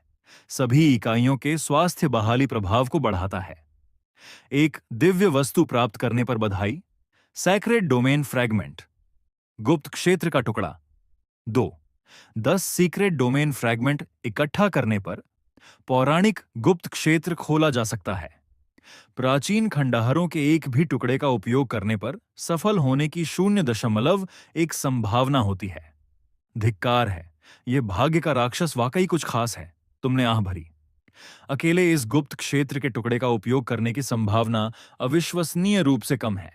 10 इकट्ठा करने में पता नहीं कितना समय लगेगा, लेकिन लियू रुयान इतने लंबे समय तक नहीं टिक पाएगी। क्या कोशिश करनी चाहिए या नहीं? यह नगण्य संभावना कल ही प्रकट हुई थी। शेन यू ने फिर से फोन किया। तुम्हें पता चला कि लियू रुयान की स्थिति फिर से बिगड़ गई है। यदि निर्वाण पुनर्जन्म ने उसका जीवन जबरदस्ती नहीं बढ़ाया होता तो वह शायद अब तक मर चुकी होती। ये सोचकर तुम अब और नहीं झिझके। तुमने एक सीक्रेट डोमेन फ्रैगमेंट का उपयोग करने का मन बना लिया। वह तुम्हारे 10 इकट्ठा करने का इंतजार कैसे कर सकती थी? लियू रुयान 10 इकट्ठा होने का इंतजार कैसे कर सकती थी? सब कुछ दांव पर लगाना ही बेहतर है। शायद अभी भी उम्मीद की एक किरण बाकी है। तुरंत बाद तुम्हारे सामने का दृश्य पल भर में बदल गया। टुकड़ा भी धीरे धीरे तैरने लगा, जबकि एक अजीब सी रोशनी निकलने लगी। लेकिन अगले ही पल तुम स्तब्ध रह गए। तुमने केवल एक गूंज सुनी, टुकड़ा गुलाबी पाउडर में बदल गया और तुम्हारी आंखों के सामने गायब हो गया। यह दृश्य देखकर तुमने तुरंत सारी उम्मीद खो दी।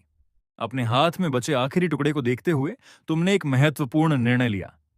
पहले तुमने राक्षसों को मारकर एक बहुत ही अजीब वस्तु प्राप्त की थी, एक एम्प्लीफिकेशन बैनर, जिसका उपयोग करने पर किसी भी घटना की सफलता की संभावना 1% बढ़ सकती है। यह वस्तु सभी नियमों से परे है। प्रति घटना केवल एक बार उपयोग किया जा सकता है। उस समय तुमने सोचा था कि यह संभावना बिल्कुल भी पर्याप्त नहीं है। देखो, धिक्कार है, यह धूल फांकने वाली चीज के अलावा और कुछ नहीं है। इसे अपने बैकपैक में डालने के बाद तुमने कभी इस पर ध्यान नहीं दिया, लेकिन आज टुकड़ों के 0.1 की तुलना में यह संभावना वास्तव में एक अंतिम कलाकृति मानी जा सकती है। नहीं, वहां है। तुमने टुकड़े पर एम्प्लीफिकेशन बैनर का इस्तेमाल किया, लेकिन अगले ही पल तुम फिर से इतने सदमे में थे कि बोल नहीं सके। जैसे ही खजाने का सफलतापूर्वक उपयोग किया गया, वह टुकड़ा एक अत्यंत अजीब तरीके से घूमने लगा। तुरंत बाद तुम्हारी चेतना धुंधली होने लगी। अनगिनत अज्ञात स्मृतियों के टुकड़े पल भर में तुम्हारे मन में समा गए। तुम नहीं जानते कि यह स्थिति कितनी देर तक चली। मुझे सिर में दर्द हो रहा है। ये क्या है? ये कैसी स्थिति है? स्क्रीन पर यह व्यक्ति कौन है? ये स्मृतियां क्यों? तुम फिर से अपनी आंखें खोलते हो और तुम्हें फूलों का एक सागर दिखाई देता है। तुम यहां आने से पहले क्या हुआ था, यह याद करने की कोशिश करते हो, लेकिन नहीं कर पाते। मुझे सिर में दर्द हो रहा है। क्या यह देवताओं द्वारा छोड़ा गया गुप्त साम्राज्य हो सकता है? मैं यहां कैसे पहुंचा? अपने सामने तितलियों को देखते हुए तुम खुद को उन्हें छूने से नहीं रोक पाते, लेकिन वे तुम्हारे शरीर के आर पार निकल जाती हैं और तुम हैरान रह जाते हो। तुम्हारे पीछे से एक बूढ़े व्यक्ति की आवाज आती है। तुम पीछे मुड़ते हो। युवा, डरो मत। यह किंवदंतियों का गुप्त साम्राज्य है। मुझे बताओ, तुम यहां क्या पाना चाहते हो?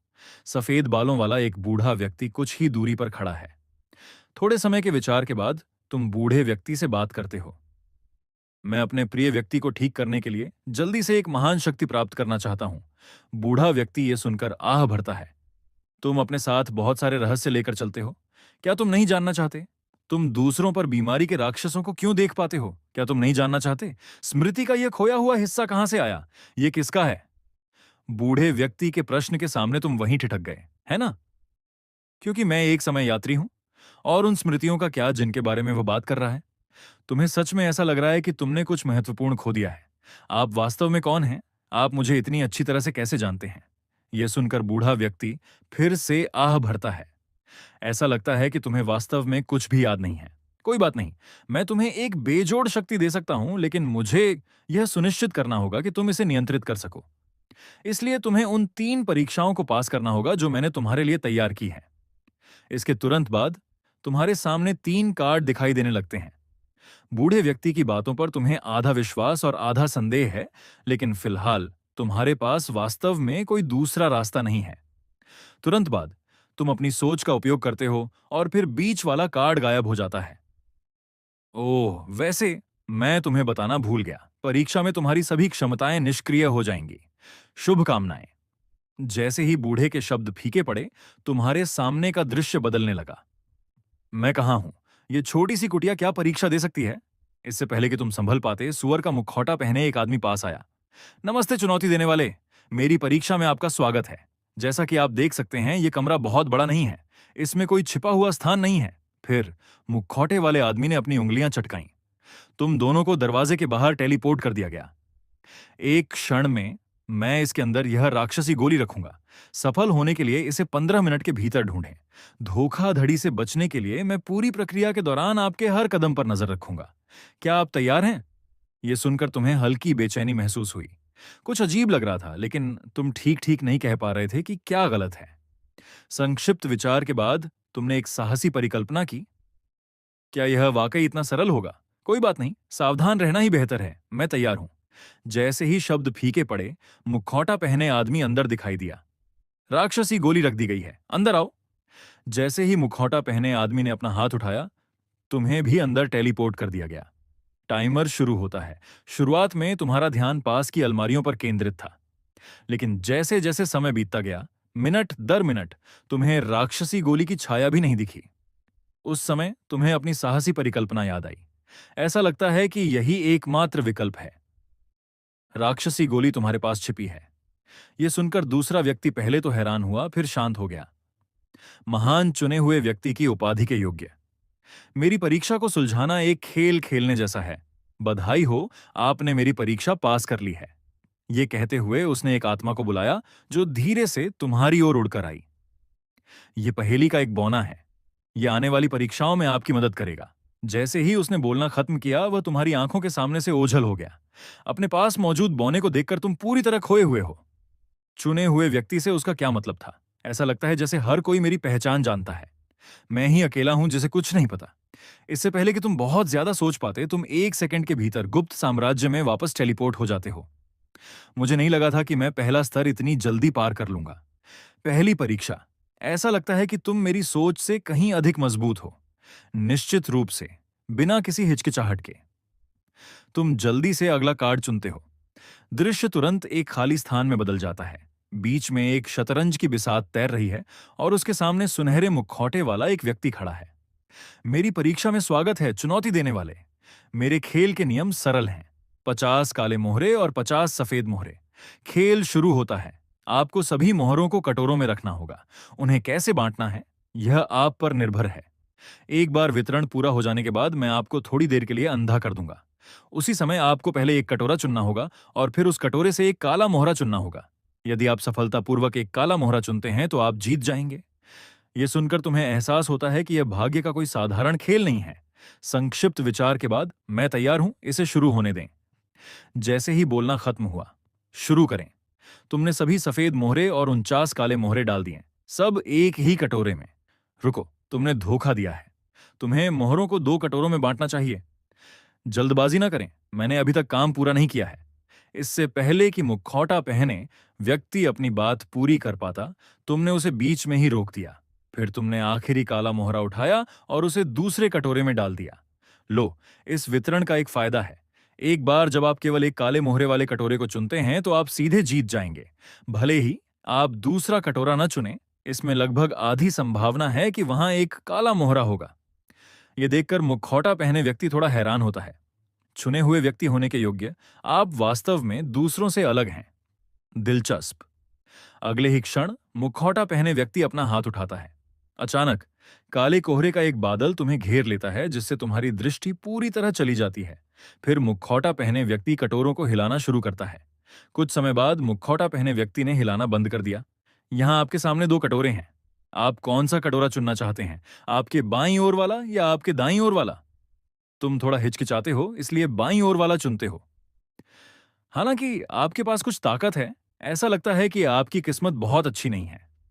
यह सुनकर तुम्हारे चेहरे पर एक शरारती मुस्कान आ जाती है। अब कृपया कटोरे में से एक मोहरा चुनें। बिना किसी हिचकिचाहट के तुम यादृच्छिक रूप से 5 मोहरे उठाते हो। क्या मेरे हाथ में काले मोहरे हैं? तुम मुखौटा पहने व्यक्ति से पूछते हो, लेकिन वह चुप रहता है। ये ये ये कैसे संभव है? किसी की किस्मत इतनी अच्छी कैसे हो सकती है? सामने से कोई आवाज नहीं आती। तुम्हें पहले से ही यकीन है कि तुम्हारे हाथ में मौजूद ये 5 मोहरे संभवतः सभी काले हैं। फिर तुम एक एक करके मोहरों को गिराते हो, हाथ में आखिरी वाला रखते हो जो वास्तव में काला है। क्या मैंने सही चुना? ऐसा लगता है कि तुम मेरी सोच से कहीं ज्यादा मजबूत हो। यहां तक कि भाग्य की देवी ने भी तुम्हारा साथ देने का फैसला किया है। बधाई हो, तुमने परीक्षा पास कर ली है। ये कहते हुए वह प्रकाश की एक गेंद को बुलाता है जो तुम्हारे पास मौजूद बौने की ओर बढ़ती है। जैसे ही बौना प्रकाश की गेंद के संपर्क में आता है, उसके शरीर से एक भयानक आभा निकलती है। यह आपके बौने को सर्वोच्च सामंजस्य दे सकता है। जहां तक इस शक्ति की उपयोगिता की बात है, आपको भविष्य में स्वाभाविक रूप से पता चल जाएगा। इससे पहले कि तुम बात कर पाते, मुखौटा पहने व्यक्ति ने तुम्हें सीधे गुप्त साम्राज्य में वापस भेज दिया। लेकिन गुप्त साम्राज्य में टेलीपोर्ट होते ही तुम वहीं ठिठक गए। धिक्कार है। यहां क्या हो रहा है? गुप्त साम्राज्य, जो कभी स्वर्ग जैसा था, अब पृथ्वी पर नरक में बदल गया है। तुम्हारे चारों ओर की तीव्र गर्मी तुम्हें लगातार याद दिला रही है कि तुम्हारे पास समय कम है। यह देखकर तुम पूरी तरह खो गए हो। फिर तुम्हें एहसास होता है कि तुम हाथ पर हाथ रखकर बिल्कुल नहीं बैठ सकते। लेकिन गुप्त साम्राज्य में प्रवेश करने के बाद से तुम्हारी सभी क्षमताएं गायब हो गई हैं। फिलहाल तुम्हारे पास कोई दूसरा विकल्प नहीं है। जिस क्षण तुम सारी उम्मीद खो देते हो, फुसफुसाने वाली आत्मा प्रकट होती है। मास्टर, मुझे लगता है कि इस दृश्य में बहुत बड़ी मात्रा में शून्यता है। दूसरे शब्दों में, यह क्षेत्र केवल एक भ्रम है। इससे आपको इतनी गर्मी महसूस नहीं होनी चाहिए। तापमान में वृद्धि केवल एक भ्रम है। तो अगर यह वास्तविक होता तो क्या होता? उसे सुनने के बाद तुम और भी भ्रमित हो जाते हो। फिर तुम फुसफुसाने वाली आत्मा की ओर देखते हो। क्या आप जानते हैं कि इस भ्रम को तोड़ने के लिए और क्या करना होगा? उस समय तुम्हारा मन हिचकिचाता है। इसे तोड़ने का एक तरीका है, लेकिन इसके लिए आपको अपने दिल में सबसे कीमती चीज का बलिदान देना होगा। उसे सुनने के बाद तुम्हें गुस्सा आ जाता है। मेरे दिल में जो सबसे कीमती चीजें हैं, वे मेरी प्रतिभा, जादुई खजाने और अन्य चीजें हैं। अगर मैं उनका बलिदान देता हूं तो मेरी ताकत काफी कम हो जाएगी। यह जानना जरूरी है कि मैं यहां मजबूत बनने और लियोयान को ठीक करने आया हूं। इसके अलावा इस छोटी आत्मा का मूल अज्ञात है। इसकी हर बात पर भरोसा नहीं किया जा सकता। क्या कोई दूसरा समाधान नहीं है? तुम छोटी आत्मा से बात करते हो। फुसफुसाने वाली आत्मा एक पल के लिए सोचती है, क्या कोई दूसरा समाधान नहीं है? वास्तव में हाँ, मैं भ्रम को तोड़ने में आपकी मदद करने के लिए खुद का बलिदान दे सकती हूं, लेकिन मेरी मदद के बिना आप शायद अगली परीक्षाओं में सफल नहीं हो पाएंगे। मैं इसे महसूस कर सकती हूं, लेकिन आप मुझ पर पूरी तरह भरोसा नहीं करते। आपके लिए मेरा बलिदान देना भी एक अच्छा विकल्प है। छोटी आत्मा के शब्दों के सामने तुम चुप रहते हो। ऐसा लगता है कि उसकी वास्तव में कोई बुरी मंशा नहीं है। लेकिन अगर यह वैसा ही है जैसा वह कहती है, अगर खुद को खोने से मैं अगली परीक्षाएं पास नहीं कर पाया तो मेरी यात्रा व्यर्थ हो जाएगी। ये सोचते हुए मैं थोड़े विचार के बाद हिचकिचाने लगता हूं। फिर भी तुमने अपनी सबसे शक्तिशाली प्रतिभा, अजेयता का बलिदान देना चुना। प्रकाश की एक अजीब चमक के साथ तुम्हें ऐसा लगता है कि तुम्हारे जीवन से कोई महत्वपूर्ण चीज गायब हो गई है। तुरंत बाद गुप्त भाषा की आत्मा एक मंत्र बोलना शुरू करती है। भ्रम भी दूर हो जाता है। धिक्कार है, इस गुप्त भाषा की आत्मा में कुछ तो बात है। जैसे ही शब्द बोले गए, बूढ़ा व्यक्ति दूर से दिखाई देता है, चुने हुए व्यक्ति होने के योग्य। वास्तव में तुम आवश्यक स्थिति में सही चुनाव करने में सक्षम हो।